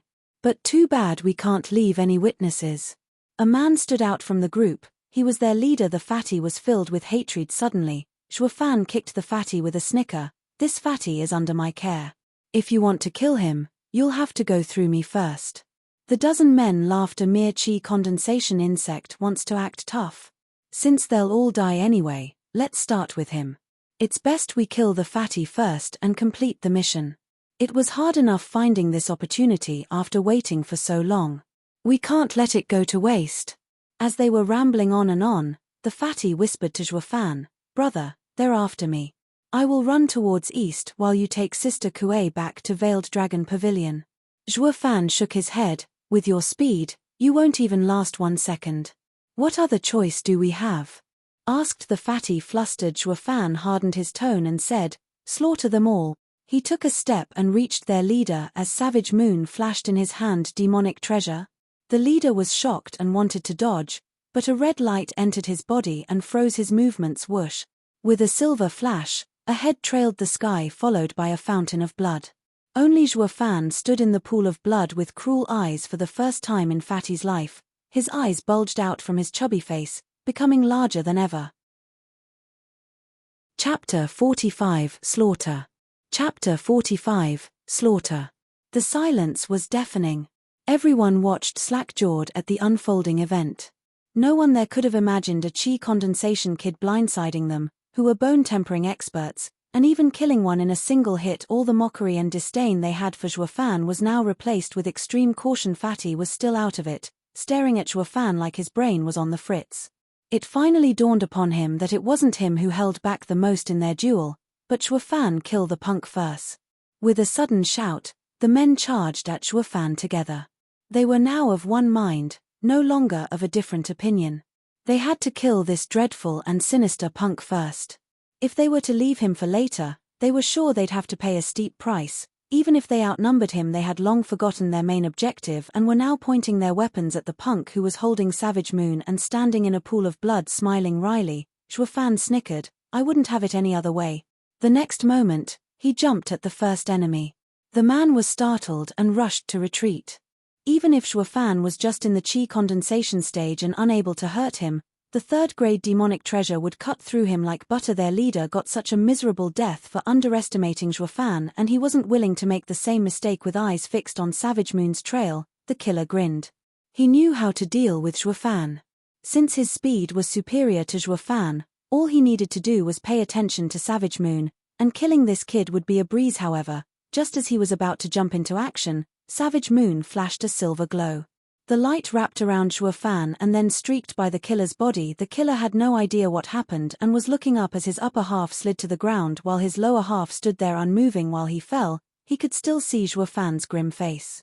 Especially the eyes, cold and unfeeling. Everyone sucked in a cold breath as they watched Shuo Fan with dread. If one were to say that killing their leader was from a sneak attack, this time around it was a fair fight, and yet Shuo Fan still killed a bone-tempering expert in an instant. When the silver light flashed again, he was so fast that none of the killers had time to react before Shuo Fan felled another. Such horrifying speed coupled with the sharp edge of the Savage Moon soaked the backs of the killers in a cold sweat. As you dared to come look for trouble in my domain? Shuo Fan squinted at each man around him and trailed a finger across his neck as his eyes turned red. Your lives are forfeited. At that moment, all of them paled and stepped back. The fear they felt from his eyes mounted the dread they already had. Their roles began to blur as it became unclear who was the victim and who was the killer. The hunters and prey's role were now switched. The fatty watched Chua Fan's domineering gaze while being shell-shocked. Then, he was swept by a sudden familiar feeling, the imposing and grand feeling he felt only from his father, but what he felt from Chua Fan was far more assertive. As if all who dared resist this man would find themselves dead beyond a shred of a doubt. The pressure Chua Fan's power released was something that even made him shiver, seeing that they couldn't contend with Chua Fan individually. A killer shouted, "Don't be afraid, let's attack together. He's just a chi condensation punk relying on a third-grade demonic treasure. If we surround him, he's done for." The others nodded as fear eased from their faces. Now that they had a plan, they found hope. With a cry, the killers jumped at Chua Fan, closing the net on him, sneering. Chua Fan rushed forward without fear as he held Savage Moon. His target swallowed dryly but didn't retreat since he had men on each side releasing punch at Chua Fan. If Chua Fan pressed on, the killer would die, but so would Chua Fan under the joint attack of two bone-tempering experts. But if he retreated instead, it would only work to tighten the net and his death would be just a matter of time. Chua Fan didn't plan on dying in this fight, or he would have fled a long time ago with the help of Savage Moon's speed boost whoosh. With a flash of silver, Chua Fan vanished from their sights and the punches hit nothing but air. Chua Fan then landed right in front of the killer, who was standing behind the other two. Having not seen this coming, the killer was frightened but soon became elated seeing that Chua Fan was not facing him. He didn't waste this chance and punched towards Chua Fan's defenseless back. "Your head is mine, kid." But a silver light flashed by and the man froze in the moment of impending doom. Chua Fan swept Savage Moon around him and jumped from their tight circle. As for the man behind Chua Fan, he watched wide-eyed as his body hit the ground in two pieces, blood and guts spilling everywhere. Another wa. Even under their joint efforts, Chua Fan came out unscathed and robbed them of another comrade. Fear in their eyes mounted higher and higher. They had some hope before, wishing to kill him with numbers. But that hope was now lost. What kind of freak is he? When did the 7 noble houses have such a person? A killer cursed as he felt his knees trembling, secretly sneering. Chua Fan squinted his eyes and bathed the world with the killing intent they contained. These killers were routed, they lost their nerve and were no longer a threat. Now was the perfect time to end them. Chua Fan rushed forth with a savage grin. Silver light flickered as Chua Fan brandished Savage Moon and sent limbs flying with each passing. The killers cried during their futile attempts to evade. Having lost any and all will to resist, Chua Fan was like a wolf among sheep, taking his fill of slaughter and carnage. For the occasional spirited and still brave souls among them, Blood Infant would enter their body and seal their movements, thus priming them for Chua Fan, only to leave them mangled. If it was any other day, with Chua Fan's strength and Blood Infant's help, he could only fight with a single bone-tempering expert. If another joined, he'd have a hard time reacting to their attacks, let alone killing a dozen. But luck had it he got Savage Moon off Elder Yoon, whom he killed a month ago. This gave him newfound confidence. Savage Moon was just as deadly as Blood Infant was on bone-tempering experts, perhaps even more, especially when taking its ability to increase one's speed into consideration. And all of this was added to Chua Fan, who already had the skills to skip stages. Now that he thought about it, he really ought to thank Hell Valley for throwing such a nice toy in his lap. Hearing the bone-tempering expert's miserable wails, watching heads and entrails flying about, the fatty remained lifeless from shock. He stood there witnessing the gruesome dance Chua Fan was performing with Savage Moon. For these killers to cry and beg for their lives was something unheard of. He could hardly believe that the man he recognized as a love rival, the man he challenged, was strong to this degree. Recalling their duel, it seemed more like a joke now. The bone-tempering experts were butchered like animals in front of the fatty. I, a 7th layered chi condensation cultivator, dared to issue a challenge, and still was lenient with him while preaching fairness. Sigh, Yuan Tsong, your lenient act and fairness preaching was meaningless. The fatty shook his head, feeling mournful. He had seen many peers among the 7 houses who were geniuses, and even if he wasn't stronger than them, he believed their strength wasn't far from his. But Chua Fan showed him today what the saying "a man above man, and a sky above a sky" meant. Those geniuses were nothing but trash by comparison. Furthermore, the gap was so huge at such a young age. Long Kuei covered her mouth, experiencing the greatest shock she ever felt. This was the first time she saw Chua Fan fighting. She had heard of him killing 2 profound heaven experts, but doubt still existed. This notion was far too outrageous for anyone to believe. But watching him fight today, left this young miss stunned. The cruelty, the overbearing eyes, it was as if a demon had descended, one which was capable of scaring and overpowering even bone-tempering experts. Whoosh. When Zhuo Fan finally stopped, Savage Moon in his hand was dripping blood. The dry earth around him had become a wide pool of blood. A killer shivered as he watched the Savage Moons fall with dread. His legs were severed, but the pain wasn't registered as begging was all that was left on his mind. Not sparing him a glance, Zhuo Fan asked coldly, "Who sent you?" Zhuo Fan's eyes didn't reflect an ounce of pity towards any living creature in this world, only coldness. The killer looked around to see his dead brothers and fear swept his heart. He didn't know where to begin describing the savagery and cruelty of this youth before him. This youth was, in all sense of the word, a demon. The killer's heart was in shambles. But a sudden whistling sound was heard and the killer's eyes lost its light. Killing with intent, a radiant stage expert. Zhuo Fan drew a cold breath. His bottomless and cold eyes now showed a ripple of panic. Chapter 46 Alliance. Chapter 46 Alliance. The whistling sound was heard clearly by everyone, but none could afford to slack their guard. On the contrary, each felt their heart in their throat. A radiant stage expert was able to kill with divine intent alone.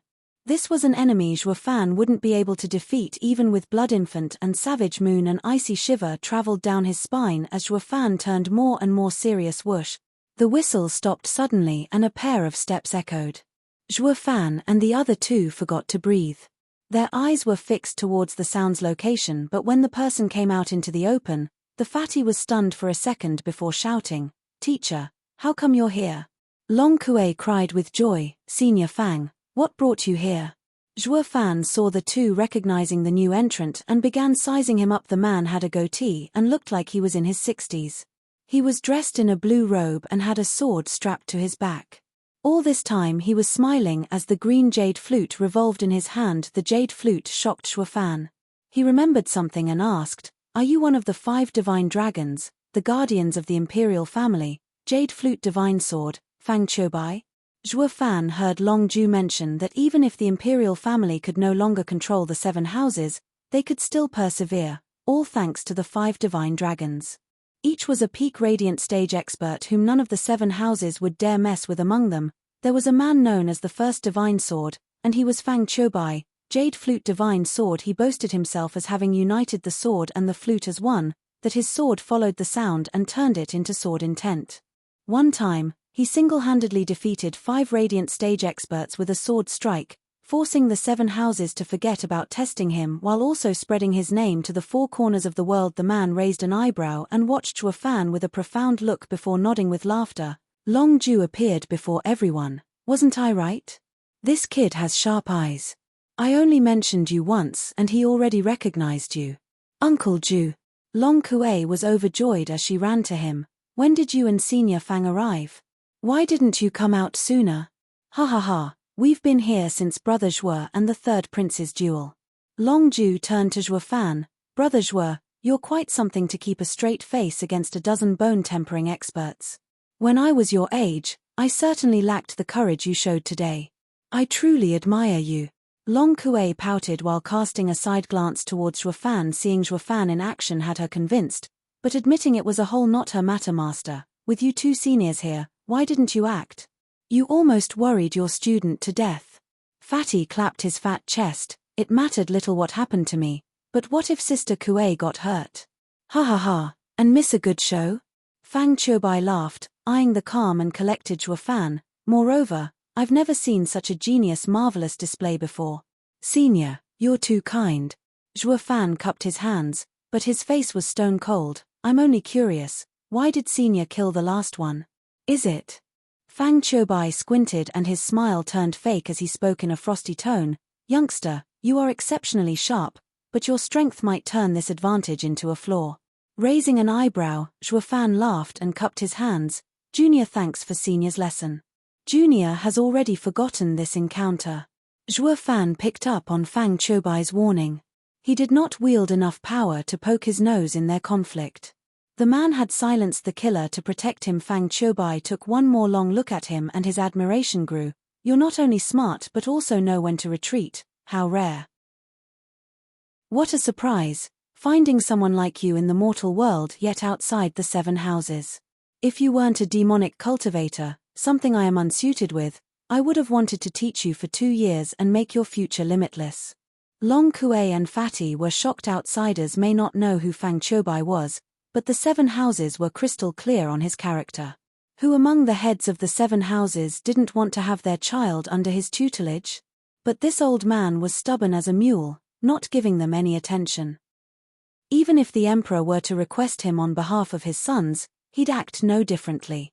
He'd been teaching the Fatty for 3 years because Fang Qiubai appreciated his strong will, yet the Fatty barely learned a few moves.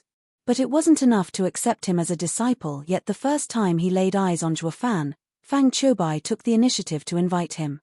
If the two had walked the same cultivation path, Zhuo Fan would have been Divine Sword's first disciple wherever he'd go. If any 7 houses disciples saw him, they'd have to bow down to him. Long Ju saw the 2 kids' shock and surmised their thoughts with a shake of his head. These kids are yet to reach our level. So they don't know the meaning of rare find. With Zhuo Fan's talent, any expert who saw him would want to take him as a disciple. Even if one was unrivaled in the world, to pass on his mantle he needed to find the best disciple suited for his legacy. The greater the strength of the expert, the higher the expectation. But Zhuo Fan shook his head at this and even sneered. Forget about Fang Qiubai not accepting him because of cultivation path difference. Even if he could be accepted, he'd still refuse. As a demonic emperor, the only one worthy of him calling master was an emperor stage expert. Fang Qiubai was reluctant to let Zhuo Fan pass by him, but, in the end, he took Fatty and left. Long Ju, 3rd prince, still has a task to complete, so I'm taking him with me. Fang Qiubai and Fatty disappeared the moment he finished. Wait. Fatty still wanted to say something to Long Kuei and Zhuo Fan, but it was too late. 1 second his anxious face was there, and the next it was gone so fast. Zhuo Fan was shocked, then he hardened his resolve. He had to reach Radiant Stage as soon as possible to guarantee his safety in his travels across the continent. Brother Zhuo. Long Ju walked to Zhuo Fan with a solemn face. Come with me to Veiled Dragon Pavilion, there's something I have for you. Smiling wryly, Zhuo Fan nodded. He had anticipated this. 15 minutes later, Zhuo Fan and Long Ju were in Veiled Dragon Pavilion's meeting room, and Long Ju pushed an unwilling Long Kuei to guard the door outside. Long Ju took out a sheepskin branded with 4 dragon marks. The first words that Zhuo Fan recognized were alliance agreement. Skimming through it, a pleasing smile bloomed on his face. This was what he aimed for from the start, an alliance between Veiled Dragon Pavilion and the Luo clan. Veiled Dragon Pavilion would not only become a support for the Luo clan but would also provide resources without any conditions attached. If the agreement came into effect, he'd be worry-free from any outside attacks and would have the time to develop the Luo clan into a great power. Long Ju was a bit astounded. Why do I feel like you knew this was coming?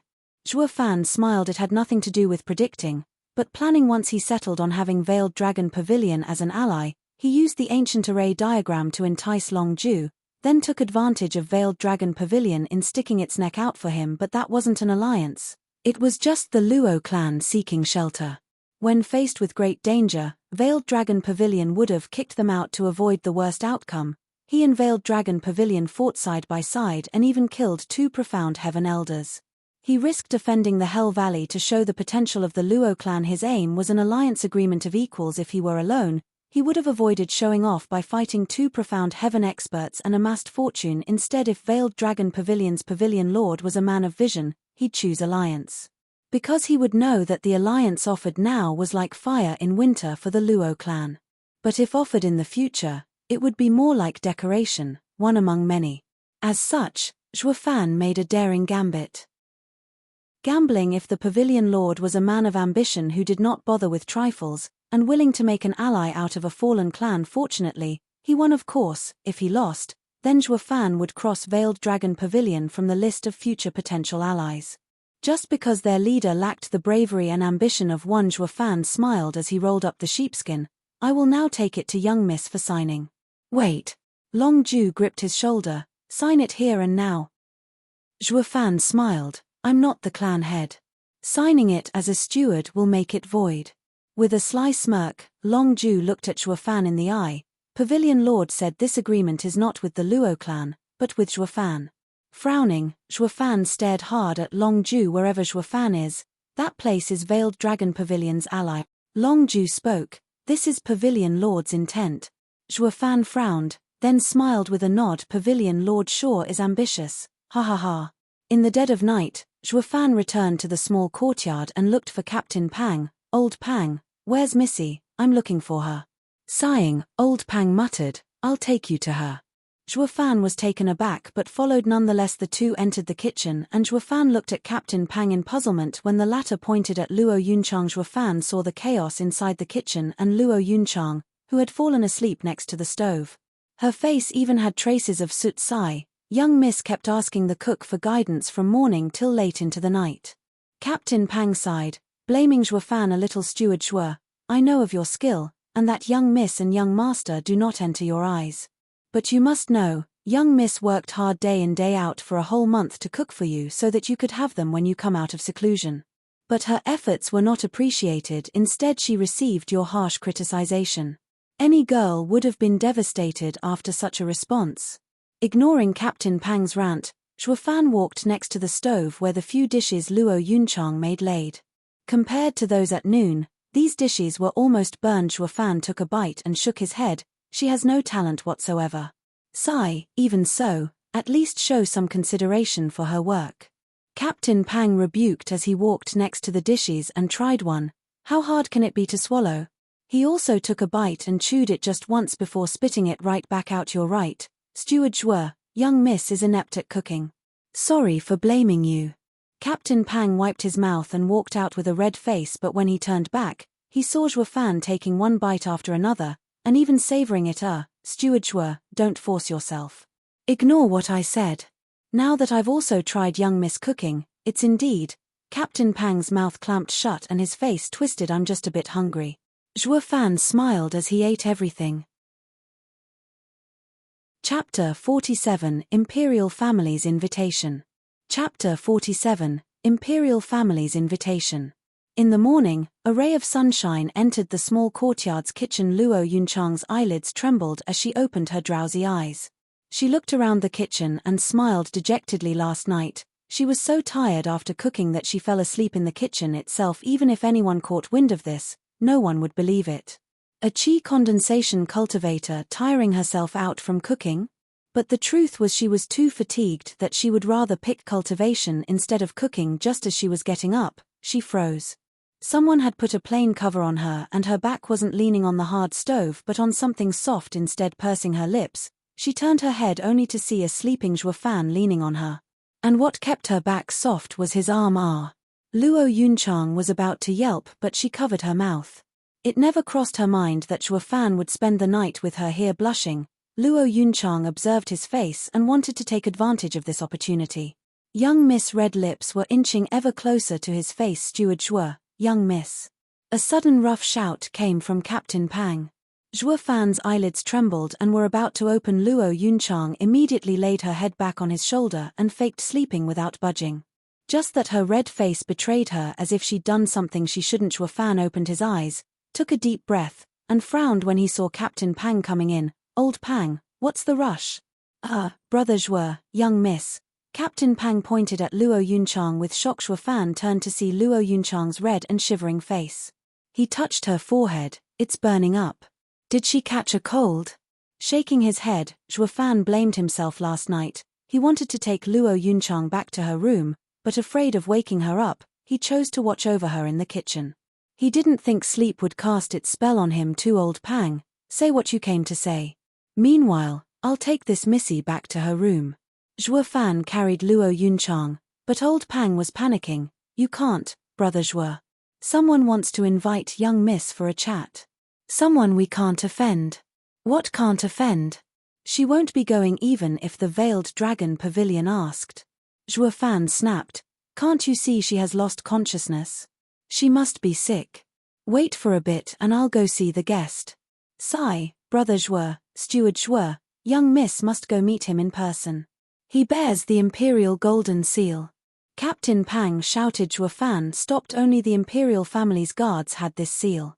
Even the 7 houses leaders would have to respond at once or they'd have committed a grave crime.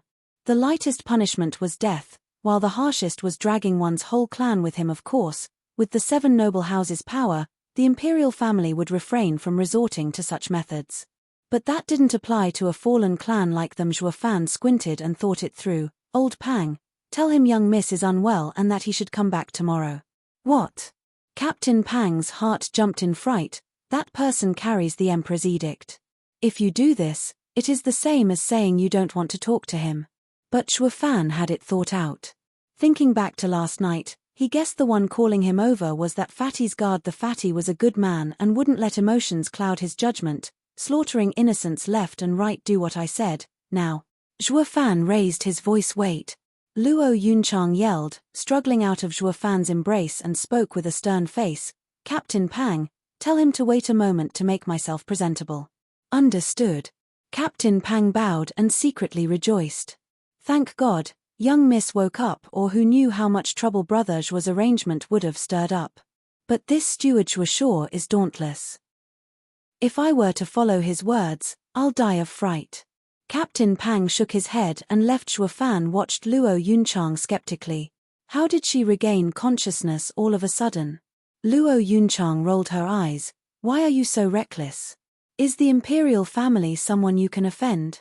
To avoid him noticing anything, Luo Yunchang rushed away. Zhuo Fan was left to walk alone to the living room, with doubt in his heart. He met with the man carrying the seal, a peak chi condensation cultivator. He was one of the porters to Fatty's palanquin. Are you Steward Zhuo? My master is inviting you and young Miss Luo for a talk. The envoy cupped his hands, but the prideful attitude never left him. And either on purpose or otherwise, the imperial golden seal flashed on his waist. Perhaps he was afraid they'd mistake him for someone other than the imperial family's guard. Zhuo Fan snorted. You're still soft thinking you can fake your arrogance around me. When I was faking it, you were still but an egg in your mother's belly. Zhuo Fan didn't even look at him as he slumped in a chair, one leg over the other. The envoy's eyes swelled with rage. Is the Fatty's injury healed? Zhuo Fan asked in passing. Fatty? The man was stunned. Then it hit him that Zhuo Fan was calling his master Fatty. But the number of people in this world who dared to call him that was less than 10, then he and master are. His heart started beating a mile a minute and the arrogance was gone from his eyes. My master did not mention any injury when he returned last night. Is that so? Zhuo Fan raised an eyebrow, then laughed. He must be thinking of his image. I punched him 30-odd times yesterday and kicked him a dozen times more. There's no way he's fine. Don't you think so too? That Fatty must be faking it so you guys won't laugh at him.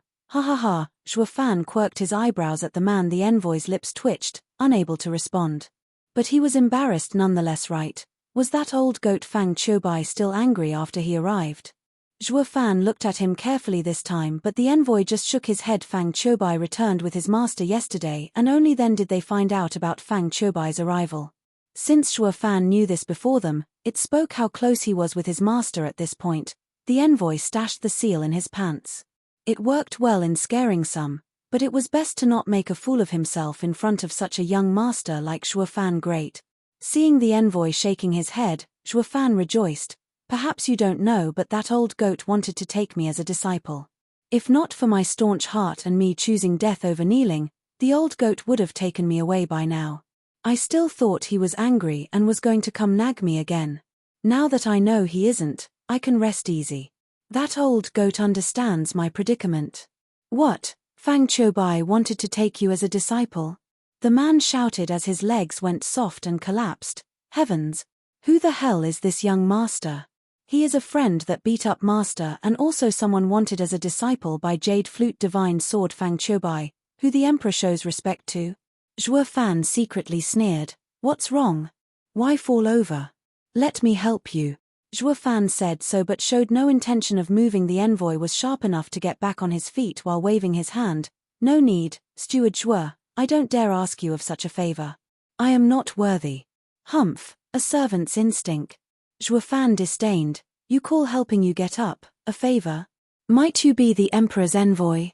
Luo Yunchang, dressed to impress, walked before him and bowed. The envoy rushed to kowtow. You are making it hard on me.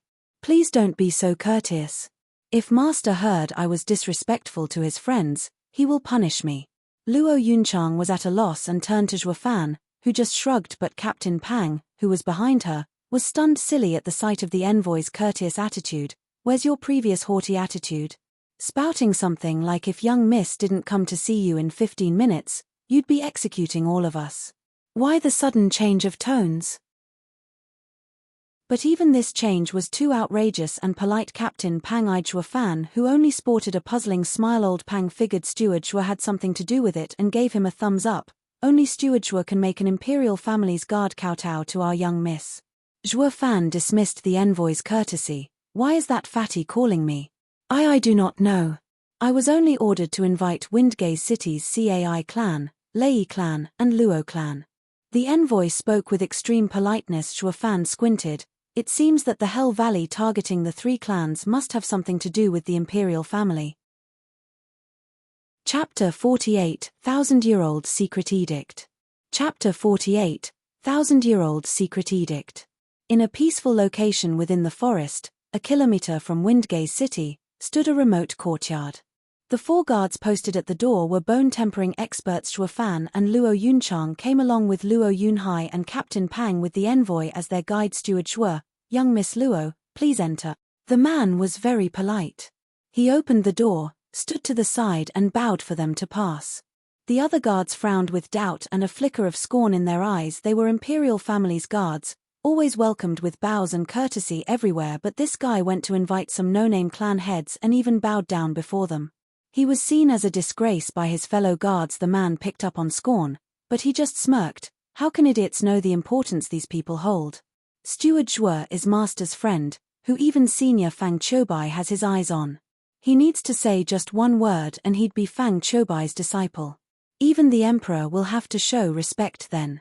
As for the other 3, they're Steward Zhuo's friends. We can't show any disrespect even to them. Secretly snorting, the envoy still showed a flattering smile as he guided them inside. They soon arrived at a garden, a single pavilion laid in the middle with a stone table inside.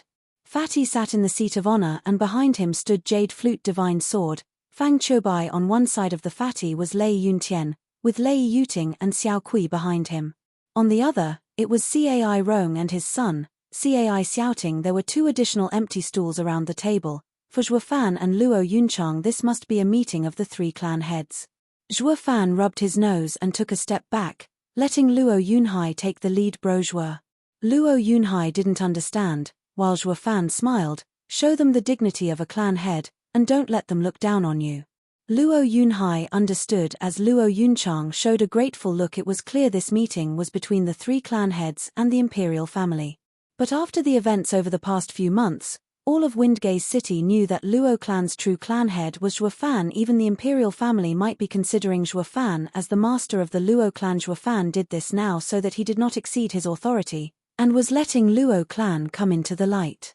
He wanted to state the fact Luo clan's clan head was still named Luo. Please, come in. The envoy saw the 3rd prince and bowed 90 degrees towards Zhuo Fan in a show of respect he had for his master's friend, but this had a different effect on everyone. The fatty was stunned. Since when were the imperial family's guards so humble? Cai clan and Lei clan were of the same opinion when this guard came to invite them. He was brazen, cocky and flaunting, not caring in the least who he was talking to. But towards the Luo clan, he treated them like guests. The 2 clans felt apprehensive in their hearts. They were even more envious. They were all clans of Windgaze City, yet the treatment was worlds apart. Only Fang Qiubai smiled, guessing Zhuo Fan might have twisted facts to scare the envoy. But this only worked to admire him more. Under the envoy's polite call, the Luo clan stepped into the pavilion. Luo Yunchang greeted the fatty. I am Luo Yunchang. Greetings, Your Highness. On the way here, the envoy told them of his master. The others followed Luo Yunchang in showing respect. But Zhuo Fan just shrugged. The fatty only waved, not taking Zhuo Fan's disrespect seriously. Please sit. Luo Yunchang and her brother took a seat, while Zhuo Fan and Captain Pang stood behind them. Fatty threw a long look towards Zhuo Fan, secretly nodding. Great authority, but without any arrogance. He is a loyal subject. Fang Qiubai smiled with praise in his eyes. Zhuo Fan's conduct was etched in the 2's hearts. Wielding his martial prowess to protect his master, and courteous enough to defend his master's honor.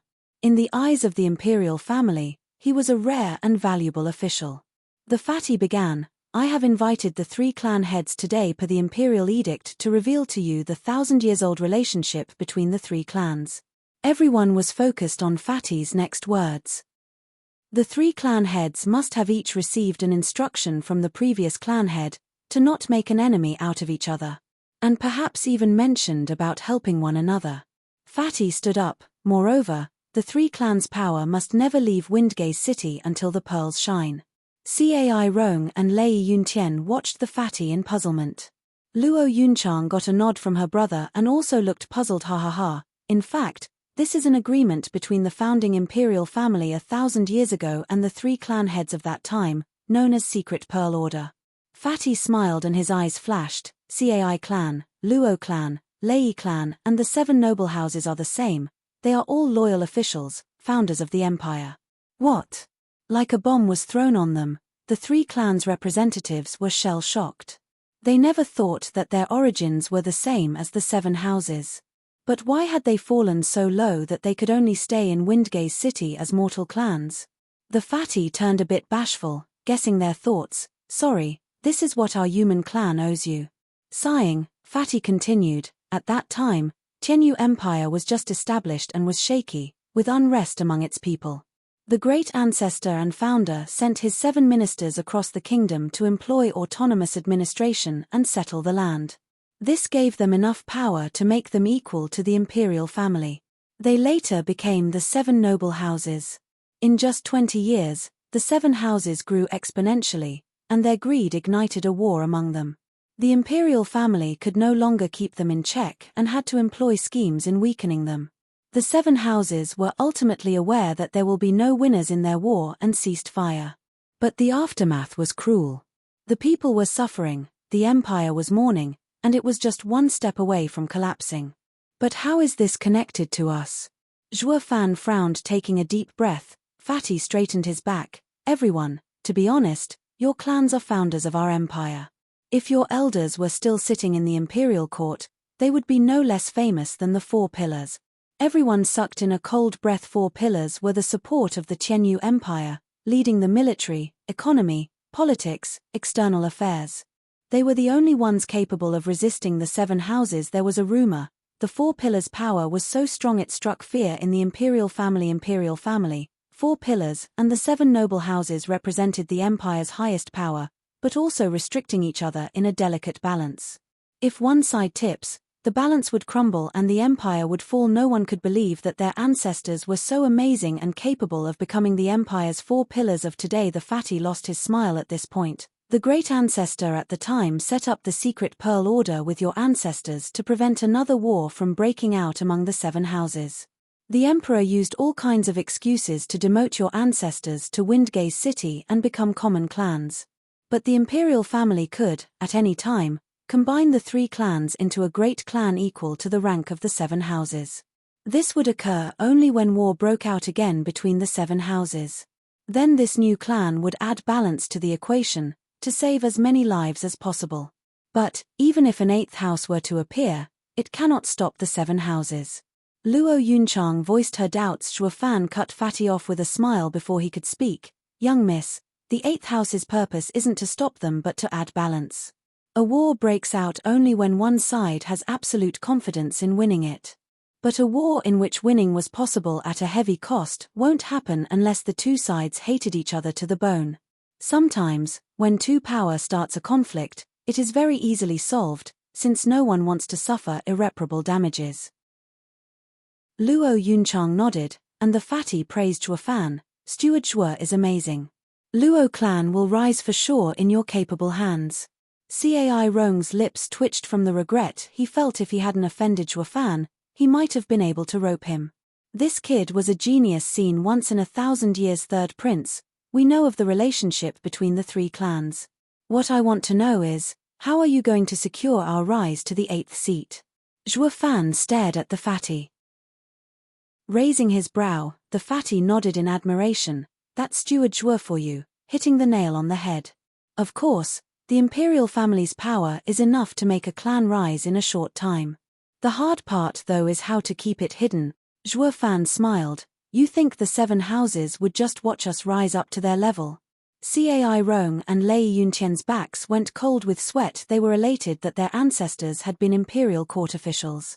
They were thinking, my clan will receive the imperial family's support to rise above a common clan. But Zhuo Fan brought them down to earth, not to mention growing stronger. The 7 houses wouldn't even let the new clan grow to their level. They would be destroyed while they were at their weakest. Cai Rong and Lei Yunqian were grateful for Zhuo Fan's reminder. The imperial family wanted the 7 houses' power in balance, but the 3 of them wanted to survive. Cai Rong had to admire Zhuo Fan's prudent mind. Chapter 49, 3 Clans as One.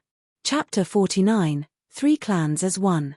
After muttering under his breath for a while, the fatty spoke. This was settled at the moment the secret order was given. What is a clan's foundation? Spirit stones, pills? No, these are support items. Strength is the best guarantee of a powerful clan. Veiled Dragon Pavilion has its 9 outstanding elders. Hell Valley has its 12 elders as overseers. Each of the 7 houses has its own strength. Also, every one of them has invited a venerable. Along with other secret weapons they're holding, even we, the imperial family, don't dare stir them. Fatty's eyes then shined like a radiant sun. At the time, in order to paralyze the 7 houses, Great Ancestor confiscated the wealth of your clans. This is why none of you has any decent cultivation method and martial arts. It was also because of this reason the 7 houses withdrew their surveillance on you 500 years ago. Yet none of them would have thought that you all are still holding a low profound ranked martial art. Fatty showed a sneaky smile. With this martial art all of you can become strong.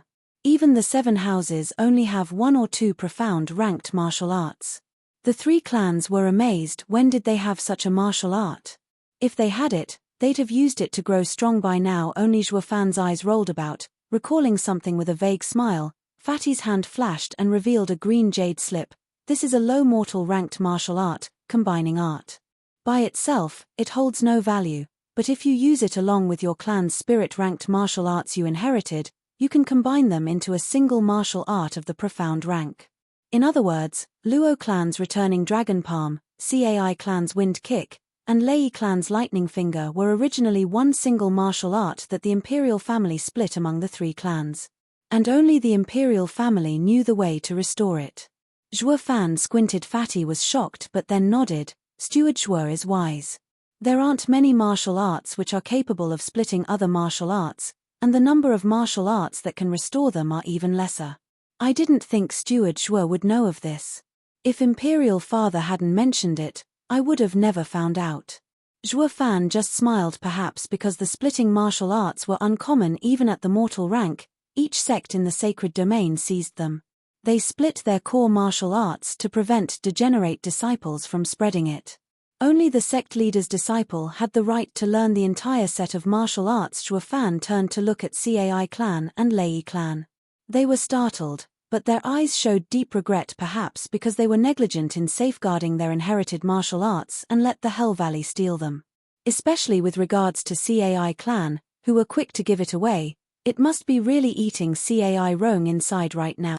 Clan heads, please take out your inherited martial arts. Fatty placed the jade slip on the table with a smile, but only Luo Yunchang took out her clan's martial art. After Lei Yuting got to know of Yang Ming's treachery, she gave back the Returning Dragon Palm to Luo Yunchang. But the other clan heads looked at each other in shame. Fatty frowned as he stared at them, sighing. Lei Yuntian cupped his hands. Your Highness, I was unable to protect my ancestors' martial art from Hell Valley's thieving hands. I accept your Highness' punishment. What? Fatty slapped the table. Cai Rong also cupped his hands. Your Highness. I am the same. Fatty's body shivered in rage. Why you? Just how are you both clan heads? Have you forgotten your ancestors' instructions? You should have defended it with your lives. The 2 kneeled. Please forgive us, Your Highness. Fatty sighed as he scratched his head. Cai Rong peeked at him. Your Highness, can't the imperial family bestow us another profound ranked martial art? Bestow your mom. Fatty couldn't hold it in and began raining curses and spitting all over Cai Rong's kneeling figure. What do you take profound ranked martial arts for, cabbage? Even the imperial family has only 4 of them. And they're each registered. If I take one out, Everyone will know. How are your clans gonna rise then? You dumb pig, are you tired of living? Fatty gave Cai Rong a round of slapping, then stomped his feet. Cai Rong curled up and shivered on the ground. What now? What now? The secret pearl order is ruined. Fatty paced around. Zhuo Fan smirked and 2 jade slips appeared with a flash in his hand. Third prince, there's no need to worry. I have their clan's martial arts. What? The 2 clan heads shouted in unison, staring dumbfounded in Zhuo Fan's direction. Cai Rong in particular, having not witnessed Zhuo Fan's prowess, was incredulous at what was happening. Lei Yuntian gave Zhuo Fan a thankful nod.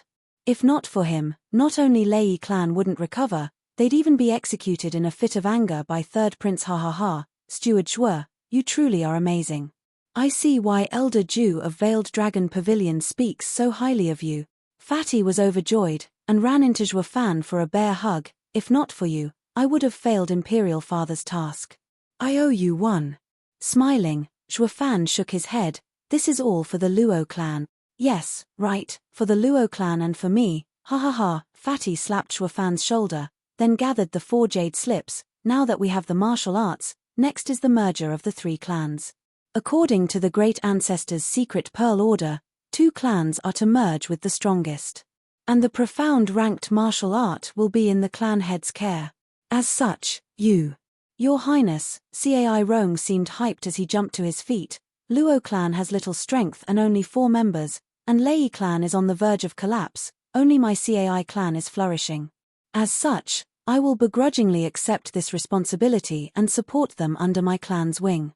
As of now, I will take Lei and Luo clan as Cai clan's disciples and assist the imperial family in fulfilling the secret edict. As he finished speaking, Cai Rong reached for the jade slips, but a rough hand stopped him. Lei Yuntian glared at him as he asked Cai Rong, how can a bone-tempering cultivator be enough to act as clan head? Humph, so what? Based on strength, my clan is the best. Cai Rong raised his brows. Don't be so sure.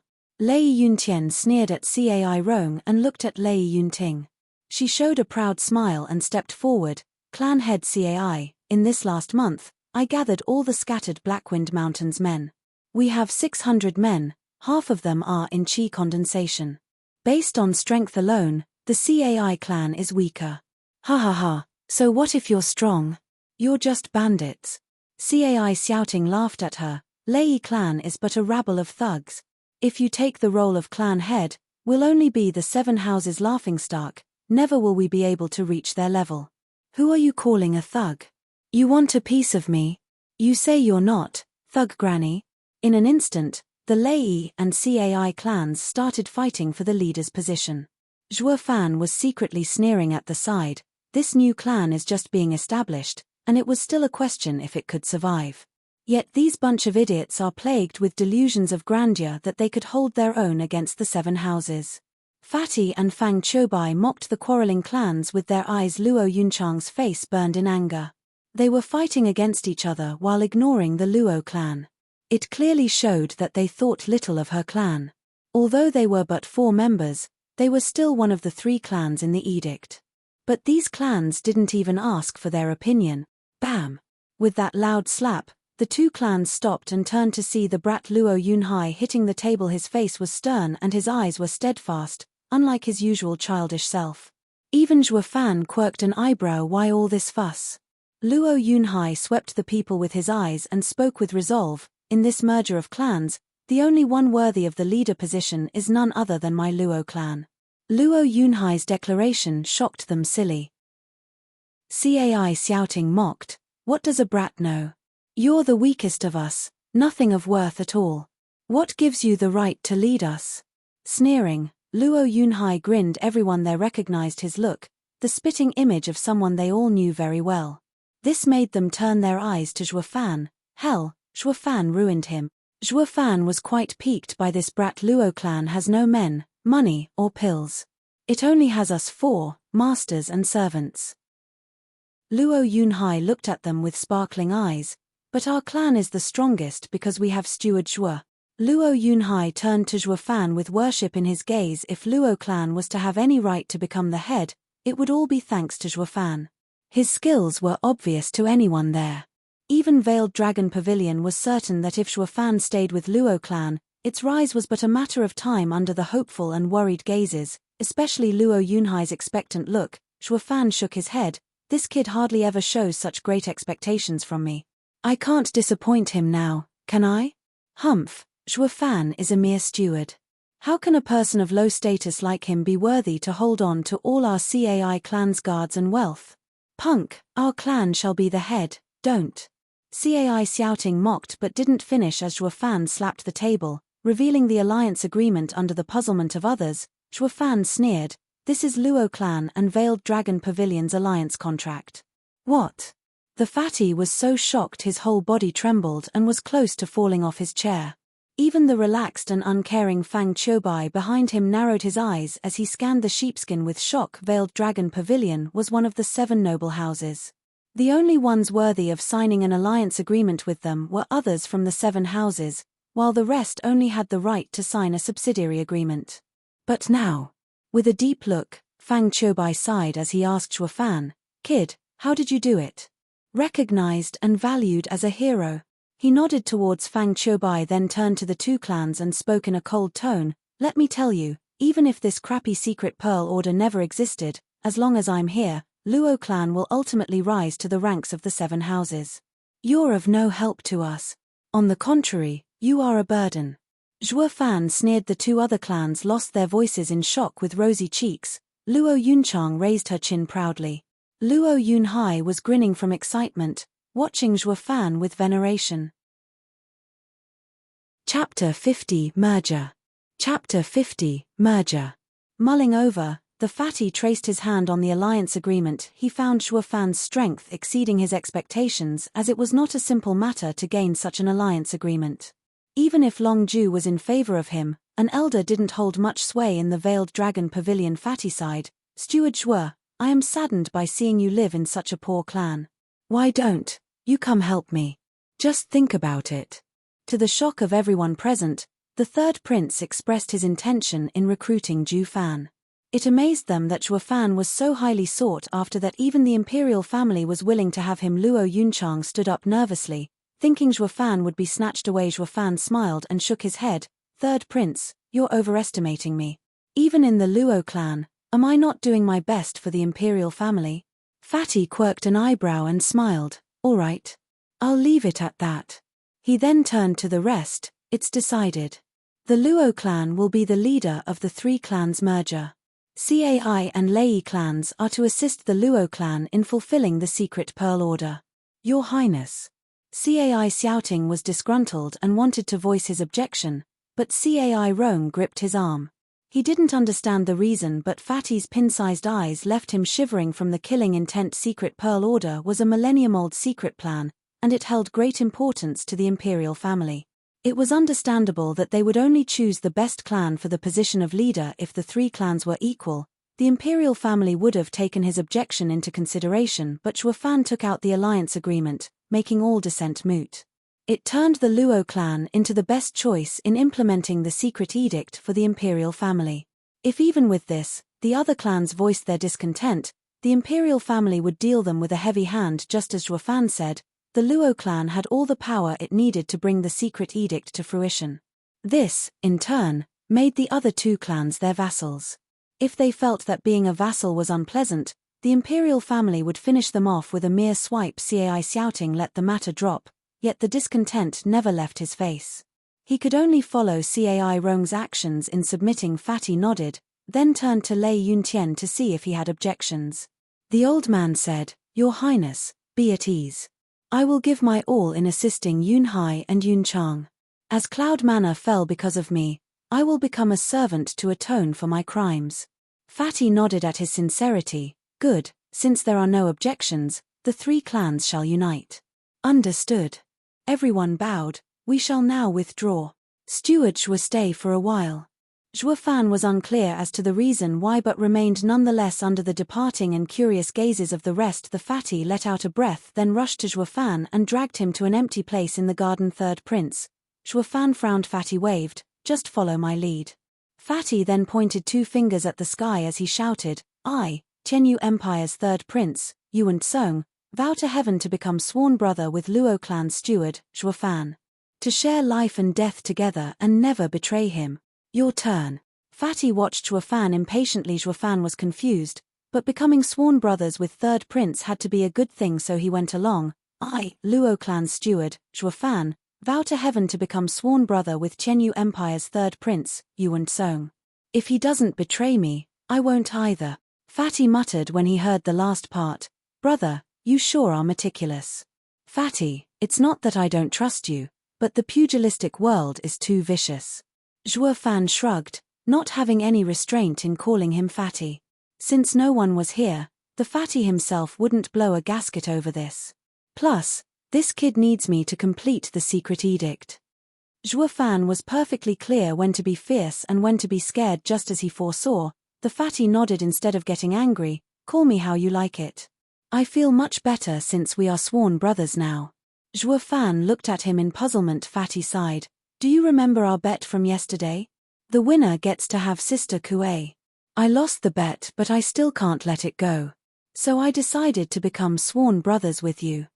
This way I won't go after my brother's wife, and it would help me forget about Sister Kuei too. Zhuofan rose an eyebrow, incredulous that the Fatty wanted to become sworn brothers over this. Fatty, there's nothing between me and that girl. She was just making excuses. What, is that true? Fatty even jumped 10 meters in joy. Then can I still chase her? Nodding, Zhuofan showed a vague smile. Go, go, annoy the little lass to death. Awesome, brother. You are indeed my sworn brother, ha ha ha. Fatty was skipping and whooping in joy. Now that the bet was off, he could chase Long Kuei to his heart's content. Zhuofan smiled. Fatty, what does the secret pearl order truly say?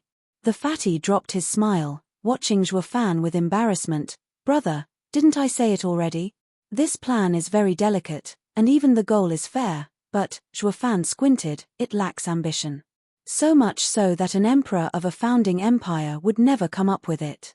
The great ancestor showed great ambition when he established the empire. Zhuofan wasn't gullible enough to believe the secret Millennium Order was limited to restricting the 7 houses and maintaining a balance of power. Fatty shook his head. I do not know either. This was what I've been told. Zhuofan stared him down but discovered nothing else.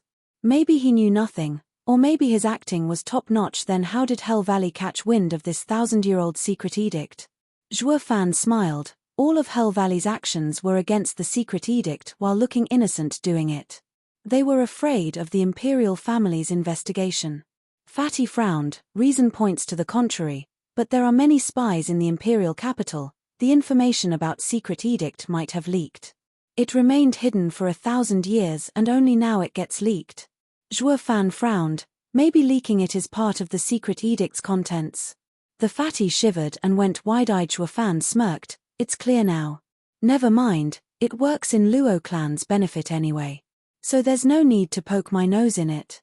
There's no need to worry over nothing. Ha ha ha. Zhuofan waved as he left. Fatty, I'll be going. We'll meet again if we get the chance. A voice rang in Fatty's ear as Zhuofan's figure distanced. This kid is perhaps too sharp. Scary even. Whoosh. It was Fang Qiubai in his blue robe. Fang Qiubai muttered. The more I watch him the more he resembles someone. Who? Fatty asked. Fang Qiubai's eyes flashed. Zhuge Changfeng. The leader of 4 pillars, Prime Minister Zhuge Changfeng? Fatty was in shock. Are you saying Zhuofan? Nodding, Fang Qiubai smiled. Tsonga, becoming sworn brothers with him was the best decision you made in your life. One day, he will become one of your 4 pillars, helping you rule. The Fatty was stunned, watching Zhuofan getting further away as ambition flickered in his eyes. Zhuofan returned to the small courtyard and saw the others waiting outside. What's wrong? Did third prince say something? Luo Yunchang was worried. He refused Veiled Dragon Pavilion's invitation, but this was the imperial family. With just a nod, he could become an official with the support of the imperial family. Secretly smiling, Zhuofan said, Fatty told me to do my best in fulfilling the secret edict. Luo Yunchang covered Zhuofan's mouth, then looked around before saying, How can you call third prince like that? Be careful or he might take your life. He won't. He still needs me. Zhuofan dismissed her worry and even gave a thumbs up to Luo Yunhai. Your performance was perfect, worthy of a clan head. You made me proud. Please, didn't I learn it all from bro? Luo Yunhai stuck up his chin. It was clear the bro he referred to was Zhuofan. Everyone laughed and Luo Yunchang showed a relieved smile. Dad, can you see? Yunhai has grown up. He can shoulder the honor and glory of the Luo clan. Luo Yunchang looked at the sky with sparkling eyes. On the second day after the meeting, the new clan was established with Luo clan at the helm. The name was, of course, Luo clan. Zhuofan, with the imperial family's support, had no trouble becoming the head steward of the clan. Handling all affairs, he appointed Lei Yuntian as Luo clan's grand elder and Cai Rong as the second elder, while keeping Old Pang as the captain of the guards, leading the Cai clan's guards. Lei Yuting was made the leader of the Shadow Corps, taking Blackwind Mountain's bandits under her, and in charge of intelligence gathering and training assassins. Because of the imperial family's decree, the Veiled Dragon Pavilion and Hell Valley were banned from entering the Windgaze city. The rest of the 7 houses remained within their borders, thus making this city belong to the Luo clan alone. As for the Luo clan's estate, Cai clan suggested for it to be the former Cai manor, but Zhuofan had other plans. Blackwind Mountain, the place where a natural array took form. And so, another Devil Mountain was established, and Zhuofan's plans advanced one step at a time. You're tuning in to the Celestial War YouTube channel. Don't forget to subscribe and join us on this journey to catch the most captivating stories.